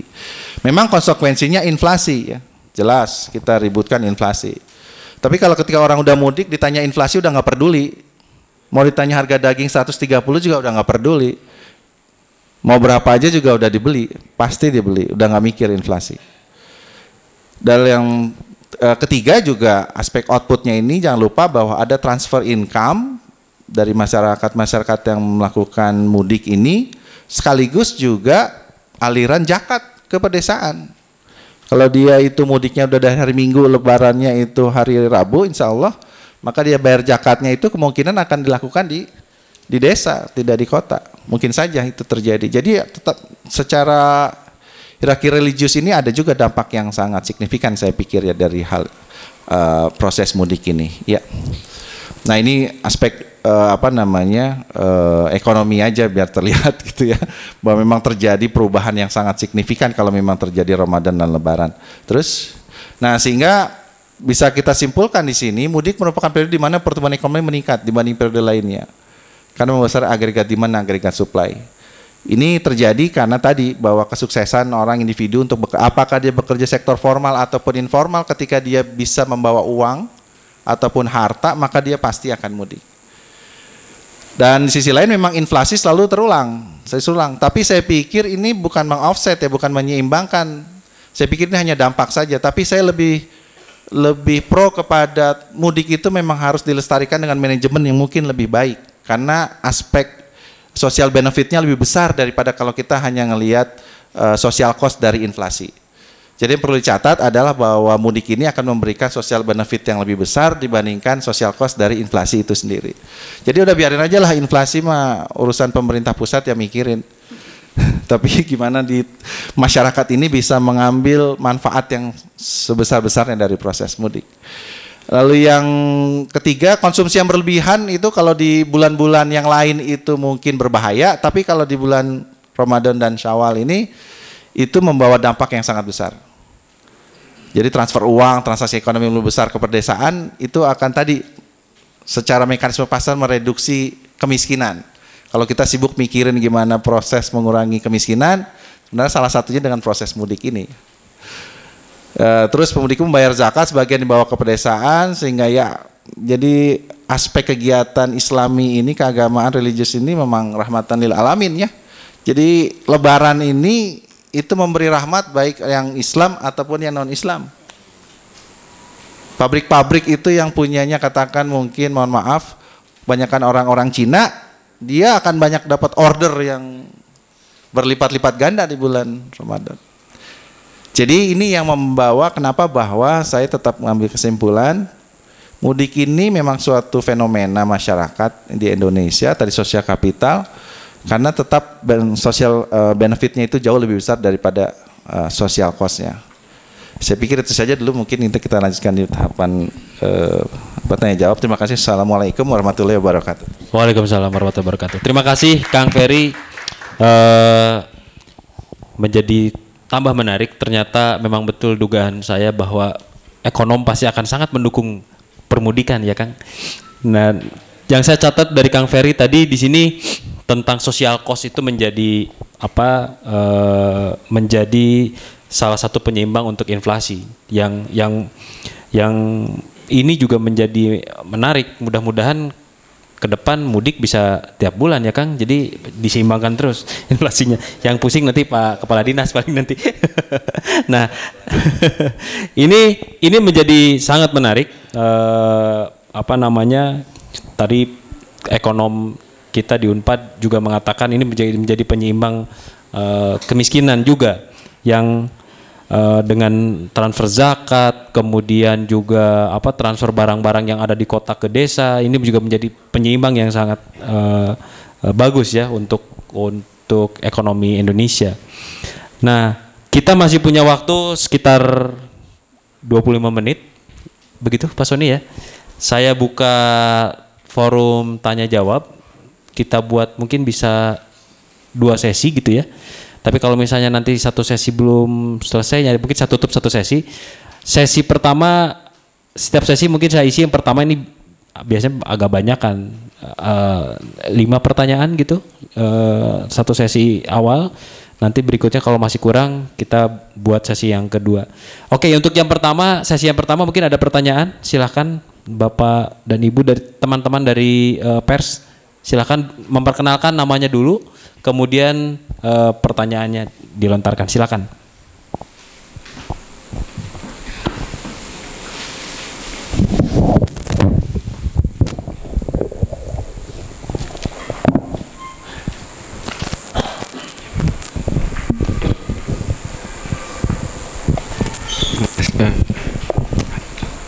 Selamat sore, terima kasih. Saya Helmi dari Harian Kompas. Pak, saya ingin tidak terlalu banyak dibahas tadi. Gimana dengan masalah kesenjangan pembangunan itu, Pak? bukankah kalau mudik itu selalu berkaitan dengan itu menurut saya, Pak? Siapa sih yang ingin meninggalkan kampung halamannya kalau kampung halamannya ada ITB, ada perusahaan seperti di Bandung, di Jakarta gitu, Pak. Pasti lebih enak di rumah, Pak. Nggak usah harus pergi ke Jakarta atau kemana gitu. Yang kedua, apakah mudik ini dikelola dengan baik, Pak? Maksudnya ada perpindahan manusia dari satu tempat ke tempat lain ini apakah sudah dikelola dengan baik sekarang gitu kan? Kalau saya sih khawatirnya mungkin hanya akan memperbesar efek kemiskinan gitu. Kalau misalnya ini masih terus seperti ini, orang yang pintar itu terus pergi ke kota, sementara sisanya ya di kampung gitu. Kalau misalnya kalau misalnya berkunjung ke Cilacap, Banyumas dan sekitarnya itu, atau Tegal dan sekitarnya, main sebentar ke SD-nya, mungkin siswanya SD-nya cuma ada 4 atau 5 orang. Sisanya kemana? Ya ikut orang tuanya. Di Jakarta banyak, nggak sekolah. Yang kedua ya, kira-kira bisa membesar efek kemiskinan nggak sih kalau tidak dikelola dengan baik? Yang ketiga, saya setuju mungkin ada yang besar di kampung dalam waktu 1 atau 2 bulan, tapi kira-kira dalam 10 bulan atau 11 bulannya di luar dalam rangka mudik ini, bagaimana ya kondisi di kampung itu? Apakah 1 atau 2 bulan itu seperti apa? Enggak. Yang keempat, akhirnya semuanya jadi ironi buat saya. Ketika harga tinggi wajar gitu, orang mati aja wajar gitu, 400 orang di jalan tahun kemarin mungkin. Padahal kalau kita lihat bencana nih di media aja, saya dari media, misalnya kemarin Air Asia itu 168 ya kalau nggak salah, headline-nya bisa 1 sampai 2 bulan atau 3 bulan, tapi kalau lebaran 400 orang mati di jalan ya biasa aja lah, mungkin hanya 1 untuk 2 hari. Nah, ironi-ironi seperti ini apakah ekses dari mudik mungkin dari senang, sukacita tadi ya. Harga tinggi biarin 150.000, saya ngutang motor, nanti pulang baru saya harus kerja lagi. Apakah ini wajar atau apakah ini hanya memiskinkan negara ini sih akhirnya gitu? Terima kasih. Baik, terima kasih Kang Hari ya, Kang Helmi. Maka silakan yang lain jika ada pertanyaan, silakan Kang.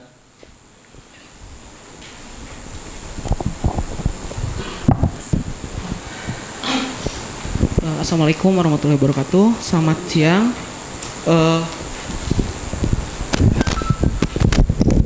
Assalamualaikum warahmatullahi wabarakatuh. Selamat siang.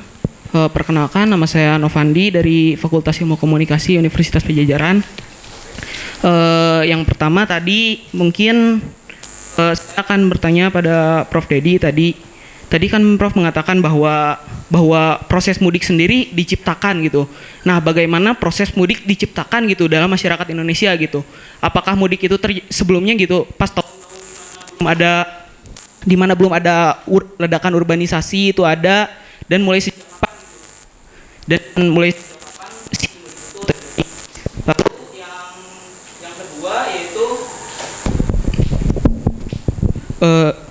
lalu yang kedua yaitu tadi saya akan bertanya pada Pak Ferry tadi soal bagaimana si mudik ini dimanfaatkan oleh pasar tadi kan. Nah, apakah ini ada sangkut paut komunikasi spektakel gitu yang seperti yang dikatakan debut situasi internasional gitu. Nah, bagaimana cara kerjanya? Kalau begitu berarti apakah mungkin agama telah dikomodifikasi gitu oleh kapitalisme? Dan ya menurut saya sendiri gitu, agama sendiri apabila terjadi proses-proses demikian, ya semakin hilang gitu tradisi agama sendiri, atau mungkin yang dikatakan Zizek itu imaginary real gitu, atau kebenaran yang palsu gitu. Ya mungkin sekian saja dari saya. Assalamualaikum. Ya baik, terima kasih Kang Novandi. Ada yang lain mungkin? Teman-teman pers? Masih panjang kita waktunya. Ada? Oh ya, silakan. Saya Anwar dari Tempo. Saya mau tanya aja, kalau bisa dibilang kan kalau arus mudik itu kontra dari urbanisasi ya, maksudnya arusnya gitu. Nah, bagaimana kedepannya ketika apa yang dituju sekarang sudah tidak ada, seperti orang tua sudah meninggal, kemudian tidak ada lagi hubungan kekeluargaan seperti itu, jadi tidak ada alasan untuk mudik ke Jawa misalkan seperti itu. Kemudian ketika kaum urbanis ini sudah menetap di kota, posisinya seperti itu, di Jakarta dan sekitarnya, kemudian Bandung dan sekitarnya misalnya seperti itu.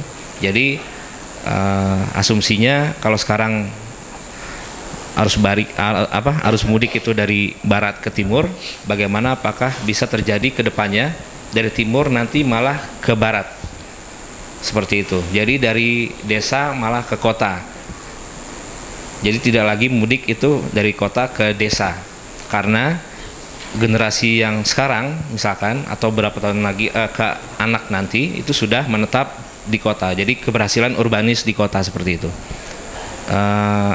Dan bagaimana mungkin dari Dishub, apakah sudah pernah mendengar soal skenario seperti ini gitu Pak? Kemudian mungkin juga menarik diceritakan bagaimana ini bisa terjadi seperti itu, jika ada perubahan arus yang terjadi, dan itu kapan kira-kira? Terima kasih.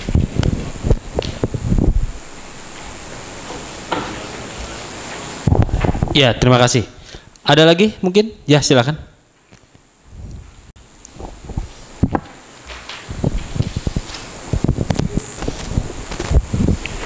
Assalamualaikum warahmatullahi wabarakatuh. Saya Hadi Muhammad Jurlan dari Kesejahteraan Sosial. Ingin bertanya kepada Pak Dedi ya. Bagaimana antisipasi pemerintah menjelang mudik lebaran ini untuk menekan angka kecelakaan di jalur mudik, karena pada tahun 2014 saya melihat ada 3.888 kasus, tetapi pada 2015 itu menurun menjadi 3.049. Jangan sampai pada tahun 2016 ini kembali meningkat gitu Pak angka kecelakaan, karena sudah dibahas oleh Ibu Eli tadi, ketika orang-orang itu mudik ke kampung halaman, jangan sampai orang itu malah mudik ke kampung yang sebenarnya gitu, ke rahmatullah gitu. Jangan sampai itu terjadi. Itu mungkin hanya itu saja. Terima kasih warahmatullahi wabarakatuh. Ya, terima kasih Kang Adi. Satu lagi sebagai penutup sesi 1, silakan. Tidak ada. Kalau tidak ada, sesi 1 saya tutup. Silakan para narasumber untuk menjawab. Kita mulai dari pertanyaan yang pertama banyak itu saya lihat ke Kang Dedi, Kang. Maka Kang. Baik, terima kasih. Ada beberapa pertanyaan dan masukan menurut saya. Yang masukannya dari Tempo nih. Ini harus kita pikirkan bersama. Kemudian juga ada yang pertama berkaitan dengan penyeimbang pembangunan. Nah, mungkin juga nanti ditambahkan oleh Prof. Dede ya, bahwa pemerintah Provinsi Jawa Barat ini sudah mengembangkan nanti ya, mungkin juga dengan Universitas Padjadjaran. Nanti Universitas Padjadjaran ada di Pangandaran setahu saya, dan kami juga ada tempat di Majingklak, itu bisa dikembangkan nanti, nah ke dunia maritiman nantinya ya. Nah itu kan harapan ya, itu salah satu penyeimbang pembangunan. Jangan sampai nanti yang tadi saya katakan di awal, guru saya ini kan Pak Jaja ini bilang seperti itu, jangan ada dikotomi antara kota dan desa. Nah inilah berarti kan koridor-koridor sepanjang Jabar Selatan dan lain sebagainya ini harus kita create di dalam tata ruang. Nah, saya jawab juga karakteristik transportasi juga kita bicara dari hulu, tengah, dan hilir. Nah hulunya tata ruang. Kalau sekarang tata ruang itu di kota, alih fungsi lahan makin banyak dan sebagainya, gula-gula di kota, pasti akan perpindahan akan pasti yang dikejar adalah kota. Nah bagaimana itu desa kita bangun dan lain sebagainya. Nah mungkin di dalam penyeimbang tadi pembangunan seperti ada metropolitan Bandung Raya, metropolitan Bodebek Carrefour, metropolitan Cirebon ya. Kemudian juga ada kawasan strategis provinsi Pangandaran ya. Kemudian kawasan strategis provinsi Pelabuhan Ratu. Nah disitulah gitu ya. Dan kemudian juga Jawa Barat sudah mengembangkan ya multi kampus gitu ya. Jadi jangan sampai semua di-create di kota Bandung. Seperti aja sekarang banyak sekolah itu kemacetan aja. Kota Bandung banyak sekarang sekolah favorit. Saya pikir dulu nggak usah ada sekolah favorit, lebih baik sekarang bikin expand aja. Makanya budaya juga harus expand, nah itu ya. Nah itu salah satu menurut saya. Nah itu salah satu solusi sehingga nanti pergerakan tidak akan melakukan pergerakan itu. Nah endingnya pasti di ekonomi, ya di situ. Nah kemudian juga ini beberapa program yang memang masukan bagus menurut saya, ini juga sudah dilakukan oleh pemerintah Provinsi Jawa Barat. Kemudian juga apa sudah dikelola dengan baik tadi ya. Ya kita sampai sekarang sudah melakukan yang terbaik. Contoh tadi di Ratas saya katakan itu perintah Presiden. Jangan ada macet, jangan terjadi antrian panjang di gate tol, jaga supply demand-nya sembako dan lain sebagainya. Ya, ini kan harus di-create oleh kita sama-sama. Berarti kan kita harus mengelola mudik ini dengan baik. Walaupun multiplier efeknya transaksi ekonomi ada, ya. Begitu di Brebes Timur dibuka, orang menjerit. Telur asin nggak laku karena nggak lewat Brebes. Akhirnya endingnya di Brebes Timur, gitu kan? Nah, ini gimana multiplier efeknya? Berarti kita harus kelola sama-sama, gitu ya. Nah, kelola sama-sama kita di sektor perhubungan, bagaimana kita mengedepankan keselamatan. Nah, baru kita turunkan dari sisi pelayanan. Nah, kalau saya lihat dari para pembicara memang bagus ini ya. Jadi kita structuring dari sisi tadi, tradisi mudik pasti akan terjadi. Jadi structuringnya ya watak kita, biologis kita sudah dididik seperti itu gitu ya. Nah kemudian juga structuring dari sosial, kita dapat modal sosial yang memang kita harus eksplor sama-sama. Ya kemudian juga dari transaksi ekonomi, inilah momentum menurut saya yang memang nanti bisa berdampak terhadap transaksi ekonomi. Asal kita jaga tadi pertumbuhannya, inflasi jangan selalu ini dan lain sebagainya. Nah sekarang ya lihat aja, ada orang bekerja tiba-tiba untuk pulang kampung, nuker uang aja di Jalan Merdeka itu kan salah satu adanya mudik. Kalau selama ini nggak ada tuh yang jualan uang itu tuker-tuker di situ. Nah ini kan momentum ya.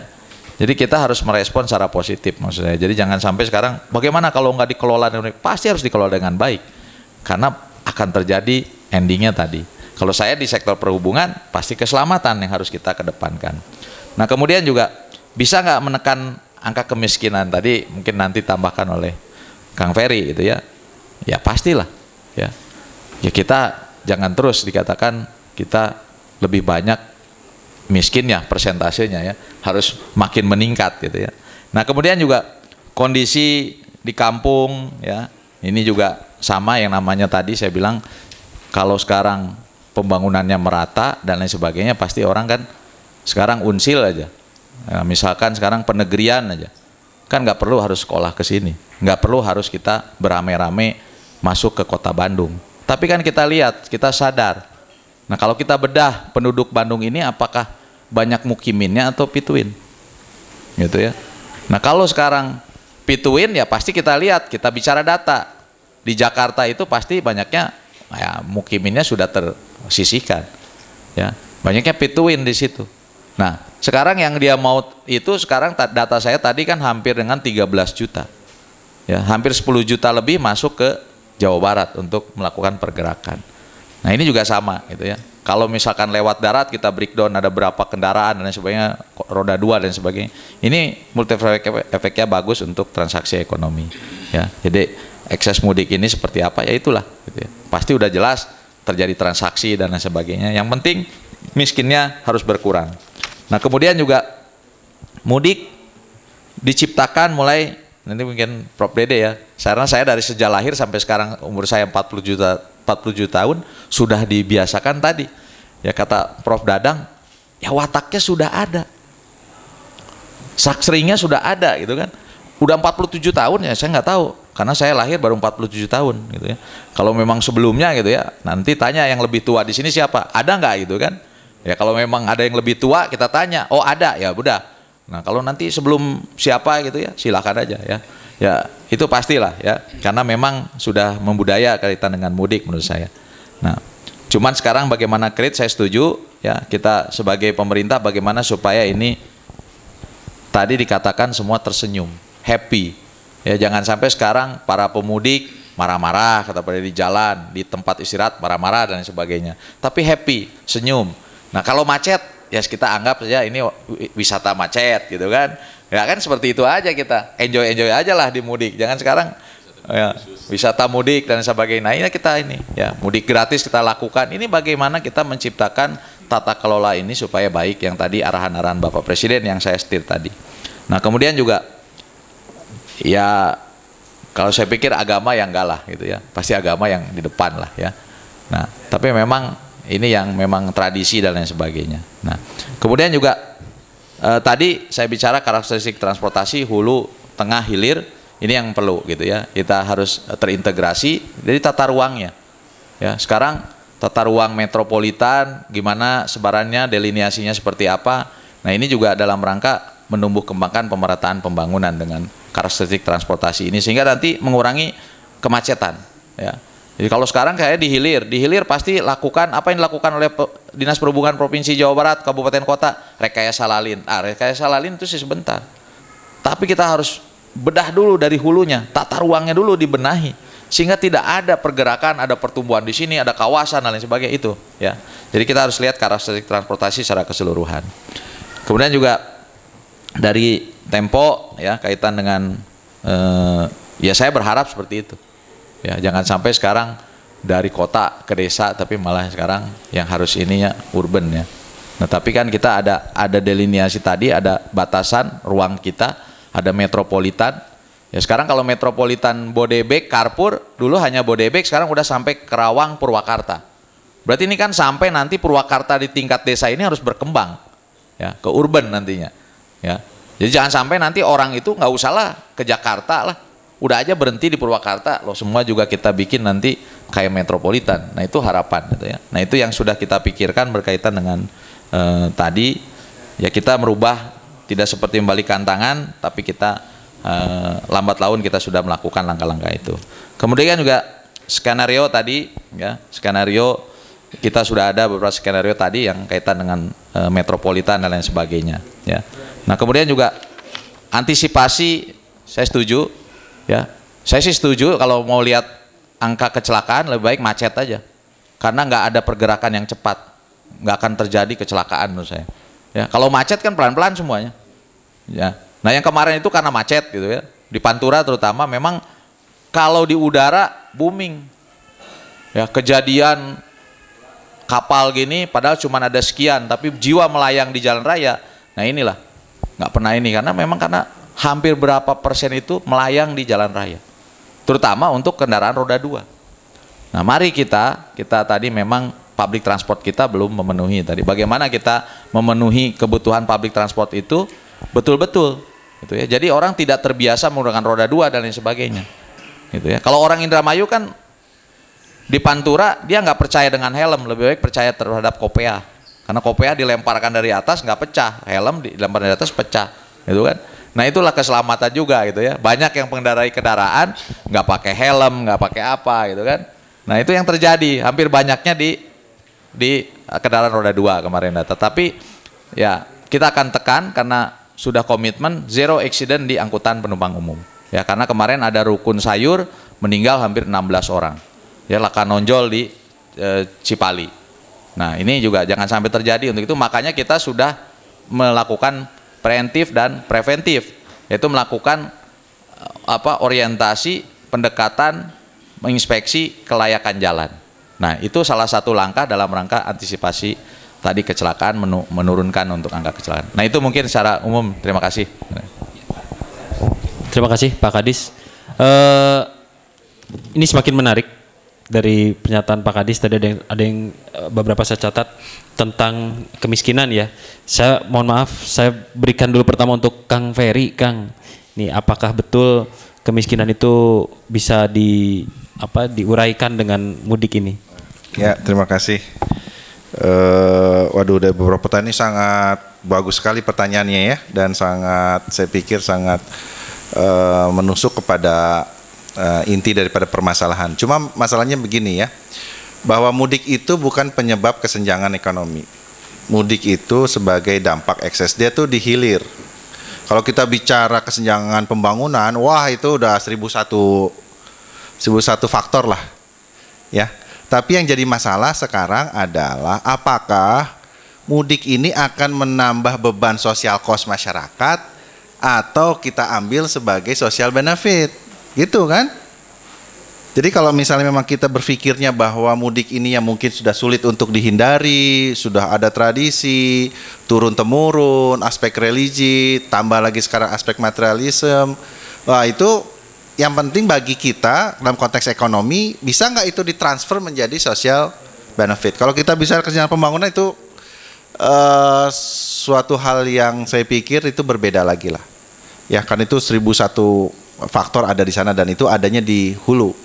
Kalau itu bisa lagi bicara kita nanti kesalahan zaman Orde Baru lah dalam desain pembangunan dan sebagainya. Wah, itu out of context ya. Jadi kalau menurut saya yang paling penting adalah memang kita tahu aja bahwa hulunya memang ada kesenjangan. Tapi justru gara-gara mudik ini tadi kan ada transfer income. Ya, ada transfer orang, ada transfer ekonomi, kegiatan ekonomi, transaksi ekonomi gitu. Sekarang kalau misalnya mudik di stop, nggak boleh. Lalu dipasang brikade di Tangerang ataupun di Cikarang ataupun di Bekasi, ya sudah mati semua itu sepanjang Pantura itu, rest area Purwakarta, lalu juga mungkin Bandung dan seterusnya. Ya jadi sebenarnya bahwa mudik itu kalau ya saya pikir adalah suatu moda sosial dan harus kita tarik sebagai social benefit, gitu ya. Apakah dia nanti itu sebagai menunjukkan kesenjangan pembangunan? Saya pikir tidak. Jadi makanya logika berpikirnya tadi saya bangun begini. Kalaupun seandainya kesenjangan pembangunan itu turun, tapi bahwa ekonomi yang dibangun di Indonesia itu bersifat mekanisme pasar atau liberalisme, maka individu itu akan bergerak ke sana ke sini untuk mencari income yang lebih tinggi. Bahkan teman-teman wartawan juga kalau ada tawaran dari penerbit ataupun dari perusahaan katakan koran atau tabloid atau media cetak lain dengan tawaran lebih tinggi, saya akan pindah. Terus saja begitu kok. Kita nggak bisa menghindari itu. Nah, sepanjang itu memang tidak dibatasi oleh regulasi atau tidak didoktrinasi oleh pemerintah, maka mobilitas orang itu akan sangat tinggi. Ketika mobilitas orang sangat tinggi, pada suatu momen-momen tertentu dia akan balik ke daerah asalnya. Jadi logika berpikirnya makanya saya berusaha untuk lontarkan adalah seperti itu dulu. Kecuali kalau memang tadi kita strict, misalkan katakan yang ber-KTP nanti Jawa Tengah nggak boleh masuk Jakarta, bisa nggak begitu? Udah nggak bisa. Sekarang undang-undang administrasi kependudukan saja bahwa satu KTP untuk seluruh Indonesia, nggak boleh ada diskriminasi. Jadi kita nggak perlu lagi bikin KTP Jakarta. Ya udah KTP Jogja saja, KTP Jawa Timur saja gitu. Yang penting kan NIK-nya. Itu semakin membuka peluang, tadi kita katakan bahwa individu ekonomi itu akan bergerak untuk mencari income yang lebih tinggi. Hanya pada suatu momen tertentu dia itu akan balik lagi. Nah itulah momen tertentunya itu lebaran ya, mudik. Kemiskinan justru malah tadi saya katakan ya, bahwa nggak ada orang mudik itu bawa kemiskinan, justru malah nggak ada. Kemudian ditransfer kemiskinan itu dari kota ditransfer ke desa, nggak ada. Yang ada itu adalah harta, income, uang, aktivitas ekonomi dan sebagainya. Nggak mungkin ketika dia miskin ketika jadi orang urban gitu ya. Lalu makanya saya bilang terus dia mudik dengan pakaian compang-camping. Dia bilang, aduh saya tidak berhasil di Jakarta, aduh saya miskin dan sebagainya. Nggak ada. Yang ada pasti justru nih lihat punya HP baru. Nah iya bajunya teh anyar kabeh gitu. Levi's. Sembari Levi's-nya teh mungkin Levi's gitu tulisannya lah. Pokoknya mah mereknya merek luar negeri saja. Jadi hal-hal seperti ini yang membuat kenapa bahwa walaupun ini sifatnya jangka pendek ya. Tapi itu saya katakan contohnya begini, yang mungkin perlu tambah dikelola adalah ada tidak kemudian tindak lanjut dari pemerintah untuk pasca mudik. Orang yang tadi tidak bekerja, dia akan bekerja. Orang tadi nggak punya pekerjaan, dia bisa jualan aqua di sepanjang jalan, di rest area. Dapat income. Nah, income-nya itu kemudian dijadikan modal usaha atau tidak oleh dia. Nah, itu yang jadi masalah tuh di situnya sebenarnya kalau kita mau pikir. Dia bisa selama katakan 2 minggu H-7 dan H+7 itu mungkin dia bisa mendapatkan uang 2 juta lah katakan. Betul ya? Katakan dari jual aqua saja, misalnya. Nah 2 juta ini kemudian didapat perbantuan nggak oleh pemerintah, ya udah kita jadikan modal usaha untuk menghidupi 10 bulan berikutnya dengan modal dari kegiatan di bulan Lebaran itu. Nah harusnya gitu kalau mau memang ada intervensi pemerintah, fase pemulihan atau perbaikan ekonomi, pengurangan kemiskinan pasca mudik. Gitu. Saya percaya Lebaran itu akan memberikan rezeki untuk hampir semua orang lah, nggak ada yang enggak. Saya percaya itu. Hanya masanya kemudian setelah dapat uang, keuntungan dari menikmati aktivitas ekonomi di fase 2 minggu Lebaran ini digunakan untuk konsumsi barang-barang atau untuk bisa sebagai modal usaha. Nah itu lain lagi ya. Jadi sama tadi ya, urbanisasi ini sangat sulit. Kenapa? Karena yang kita lihat juga pemudik itu ada 2 kan, dia migran reisen dengan migran yang permanen. Dia sudah punya rumah di Jakarta, dia udah puluhan tahun di Jakarta, tetap saja mudik. Dia sudah migrasinya permanen. Jadi urbanisasi sebenarnya tidak melekat lagi di situ, ya. Jadi tetap saja tidak melihat dari aspek apakah dia itu urbanisasi secara katakan jangka pendek atau tidak ya. Tapi bahwa ini relatif kepada aspek kepuasan pribadi saja. Terus yang sulit ini dari mahasiswa tadi, dari mahasiswa Vkom ya, yang apakah agama itu dimodifikasi oleh materialistik. Waduh, ini nanyanya ke ekonom lagi, susah nih. Nanya ke ekonom kalau udah memasukkan unsur agama baru susah sekali ya. Ya kalau menurut saya dengan kondisi yang kalau kita lihat seperti ini, dengan informasi yang sangat terbuka, lalu dengan begitu banyak pilihan-pilihan yang dimiliki oleh seorang individu, apakah dia itu mudik untuk urusan religi ataupun kemudian digantikan dengan materialisme, itu menjadi sudah suatu hal yang tidak bisa dibedakan. Itu masa indifferent saja dia udah sulit untuk dibedakan. Ya dia itu ingin ada aspek keagamannya, religinya tadi sowan ke orang tua, minta maaf, tapi juga mungkin ada sisi-sisi riaknya juga ya. Dia ingin terlihat sukses, punya materialisme. Tapi menurut saya itu tidak mensubstitusi, untuk kasus Indonesia tidak mensubstitusi 100%. Bukan berarti bahwa aspek agama itu dihilangkan lalu murni dia itu untuk show off, untuk aspek materialisme saja. Tidak, saya pikir tidak mensubstitusi 100%. Ya, jadi tetap saja mungkin itu efek samping ataupun kemudian perubahan orientasi saja ketika memang income-nya ataupun materialisme yang dia punya itu semakin besar ya gitu. Jadi yang harus dilihat di sini bagi dalam perspektif ekonomi adalah materialisme yang terjadi itu bisa didistribusikan tidak. Itu yang jadi masalah. Kalau dia hanya materialismenya itu tidak bisa didistribusikan, misalnya, oh saya pulang ini bawa uang 1 koper isinya 100 juta. Lalu tidak dibelanjakan di desa, hanya ditunjukin aja ke semua orang. Nah itu yang menurut saya itu materialisme yang tidak baik ya. Tapi kalau misalnya dia 100 juta dia gunakan untuk kemudian nyumbang masjid, lalu dia gunakan untuk bayar zakat di desa, saya mikir bayar zakat di desa saja. Bahkan kalau perlu Lebaran, pengelolaan Lebaran termasuk umumkan oleh MUI atau yang bagi mudik bayar zakatnya di desa gitu. Kan boleh begitu. Tapi nggak pernah dilakukan begitu, kok harusnya ada begitu. Sebaiknya melakukan mudik bayar zakatnya di desa gitu. Di masjid sekitar rumah boleh harusnya. Itu lebih bagus lagi. Jadi ini Mas sebenarnya sudah indifference ya, tapi jadi balik ke unit individu masing-masing sangat sulit untuk kita gambarkan secara agregat ya. Terus tadi yang terakhir tadi ya. Saya pikir itu ya. Ada lagi mungkin yang kelewatan tapi nantilah mungkin kita berikan kepada pembicara yang lain. Terima kasih. Baik, terima kasih Kang Ferry. Tadi masih membahas tentang materialisme, ini nyambung juga dengan Bu Eli nanti Bu. Bagaimana merubah, tadi Ibu menampilkan tentang modal sosial kemudian menjadi social benefit. Jadi ada beberapa pertanyaan pun menyambung seperti itu. Mungkin Bu Eli nanti bisa mentransformasi bagaimana antara materialisme ini menjadi social benefit. Mangga Bu. Baik, terima kasih. Kalau tadi ada pertanyaannya apakah mudik ini sudah dikelola atau tidak gitu ya. Kalau menurut saya dikelola ataupun tidak mudik ini menjadi sebuah potensi seperti saya katakan tadi. Mengapa menjadi sebuah potensi? Tadi bahwa kalau kita memandang mudik dari sisi-sisi hal yang positif yang akan terbangun tadi transfer ekonomi ke daerah, kemudian juga akan membuat modal sosial seperti saya katakan tadi, justru ini menjadi salah satu solusi untuk kesenjangan pembangunan tadi. Ya kalau misalnya tadi ada kesenjangan pembangunan, justru dengan adanya kebiasaan mudik atau tradisi mudik ini ada peredaran uang ke daerah seperti yang dikatakan oleh Kang Ferry tadi. Nah di sana justru di sanalah ada potensi bagaimana kita mengelola mudik secara benar.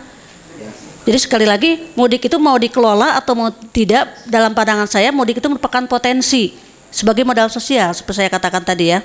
Kemudian nanti itu juga pada akhirnya tadi apakah ini kegiatan mudik yang tadi nuansanya harusnya nuansa religi menjadi materialistis, ini soal pilihan. Soal pilihan artinya apa? Tadi digambarkan oleh teman-teman yang lain, pembicara yang lain bahwa ada kecenderungan untuk mengekspos diri, ini loh eksistensi saya dengan kendaraan dan sebagainya, itu kan pilihan. Sebenarnya kalau kita datang ke tempat mudik, kalau dalam arti yang seperti saya katakan tadi bahwa mudik itu adalah momen untuk introspeksi. Ketika kita datang ke kampung, ternyata kampung halaman kita jauh lebih tertinggal, maka kalau kita misalnya pilihan kita untuk membawa hal-hal cerita sukses kita ke sana, kemudian juga kita pilihan-pilihan untuk membangun daerah-daerah itu perlu dikelola dengan baik menurut saya. Jadi ada hal-hal seperti misalnya kegiatan reuni lah. Ketika reuni juga kan ada yang sifat menolong. Nah, mengapa mudik juga tidak ada seperti itu? Kita kembali ke daerah, kita lihat daerah kita, pilihan kita lah bahwa orang cerita sukses tadi datang ke daerah itu bukan untuk memamerkan mobilnya, bukan untuk membelanjakan uang secara berlebihan, tetapi bagaimana kita mengetuk kepada teman-teman yang sudah sukses itu untuk kembali membangun desanya. Jadi artinya dikelola ataupun tidak, mudik itu adalah potensi dan sekaligus solusi, menurut saya seperti itu. Kemudian yang kedua, dari beberapa literatur yang saya baca, tadi ada pertanyaan kapan sih mudik. Itu mudik sebetulnya zaman Hindia Belanda juga sudah ada mudik. Artinya sudah orang dari kota kembali ke desa untuk melihat desanya. Saya juga pernah lihat bahwa di dalam pertama kali pergerakan Islam ada di Indonesia pun sudah ada mudik. Tujuannya apa? Tadi kalau dalam perspektif agama adalah silaturahim. Nah seperti itu. Jadi artinya mudik itu memang sudah ada jauh-jauh hari sebelum Indonesia merdeka. Zaman kerajaan, zaman Islam pertama kali Indonesia ada, sudah ada perilaku mudik itu. Hanya aktivitas manusia Indonesia dari hari ke hari semakin banyak. Inilah menjadikan dampaknya tadi kemacetan dan lain sebagainya. Tapi perilaku mudik sendiri sudah ada sejak zaman dulu gitu. Makanya ada hilir mudik. Jadi artinya hilir mudik itu dari hilir ke mudik. Bukan hilir hulu tapi hilir mudik istilahnya, kan seperti itu. Nah kemudian yang kedua, tadi ada pertanyaan dari Bang Anggi dari Tempo, apakah suatu hari akan tidak ada perilaku mudik? Dalam prediksi saya, selagi ada perkawinan itu pasti akan ada mudik. Selagi ada keluarga pasti akan ada mudik. Mengapa? Kita tengoknya bukan ke belakang tapi tengoknya ke depan. Orang tua kita meninggal, orang tua saya sudah meninggal tapi saya punya anak. Anak saya melakukan pernikahan, kemudian dia pergi keluar kota lain, pasti dia kembali ke saya. Ya seperti itu. Jadi selagi ada keluarga, selagi ada keberlangsungan pernikahan, apalagi pernikahan antar suku, pernikahan antar negara, pasti kegiatan mudik ini tidak akan pernah selesai. Menurut saya seperti itu. Jadi sekali lagi kita melihat sisi mudik ini dari segi potensi, kemudian jika dikelola maupun tidak dikelola merupakan salah satu solusi untuk mengatasi kesenjangan pembangunan tadi. Demikian Kang. Baik, terima kasih Bu Ali. Yang terakhir ini dan pamungkas nih Prof. Masih menyambung juga Prof. Tadi ada beberapa pertanyaan yang khusus untuk diberikan kepada Prof. Tentang tradisi mudik itu sebetulnya dari dulu atau enggak? Apakah ini karena efek Indonesia sudah perekonomiannya meningkat gitu sehingga sekarang tuh efek mudik itu menjadi seperti benar-benar wah padahal dulu juga sudah ada gitu. Mungkin Prof bisa menjawab, silakan. Terima kasih. Saya mungkin menambahkan saja apa yang disampaikan Bu Eli mengenai kapan mudik itu mulai dan kapan berhenti. Pertama, saya ingin kembali pada prinsip penciptaan mudik, bahwa mudik itu diciptakan oleh keluarga. Artinya keluarga menciptakan watak mudik. Kemudian ketika watak itu sudah tidak diciptakan lagi generasi penerus, maka mudik tidak akan pernah terjadi lagi. Tapi sejauh watak itu diciptakan, maka mudik akan berkelangsungan. Apakah itu mudik fisik, apakah itu mudik emosi, atau mudik pikiran gitu. Meskipun kita berada di kota, mudik fisik mungkin jarang, tapi mudik pikiran itu selalu ada. Karena watak juga berkaitan dengan masalah emosi, jiwa, dan pikiran gitu. Seperti itu. Kemudian yang kedua, berkait dengan persoalan apakah ada daya tarik mudik kalau memang orang tua sudah meninggal dan sebagainya. Mudik bukan semata-mata hanya mengunjungi orang tua, tapi di sisi lain juga ada semacam bentuk aktualisasi diri. Bahwa kita itu bersosial itu bukan hanya dengan orang tua. Dalam bahasa Sunda ada kata-kata bijak, pandangan hidup orang Sunda, sakasur, sakasur, sasumur, salembur, sabatur. Sabatur itu kan bukan keluarga gitu. Pasti teman-teman SMP, SD. Apalagi kalau orang-orang kita itu kalau orang-orang individu itu sekolahnya di daerah yang sama, SD, SMP, SMA di Ciamis, maka mudik itu akan ada. Yang saya katakan tadi, karena kebutuhannya bukan serta-merta mengunjungi orang tua, tapi kebutuhan sifatnya sosial, penghargaan aktualisasi diri. Kemudian, apakah mudik itu kan berarti sampai itu? Tidak. Karena yang saya katakan tadi juga, bahwa aktualisasi itu yang paling perlu adalah sabatur gitu. Kita ingin memperlihatkan eksistensi itu pada teman-teman gitu. Kalau kita tidak punya teman, untuk apa kita memperlihatkan eksistensi? Maka mudik perlu juga dalam pengakuan aktualisasi sabatur. Nah, sabaturi yang sangat kaya. Sehingga ketika orang tua kita itu tidak ada, menurut saya mudik masih tetap ada. Karena masih ada sabatur, masih ada selembur, masih ada sasumur. Kemudian berkait dengan yang tadi diciptakan sudah barangkali. Kemudian juga apa lagi ya?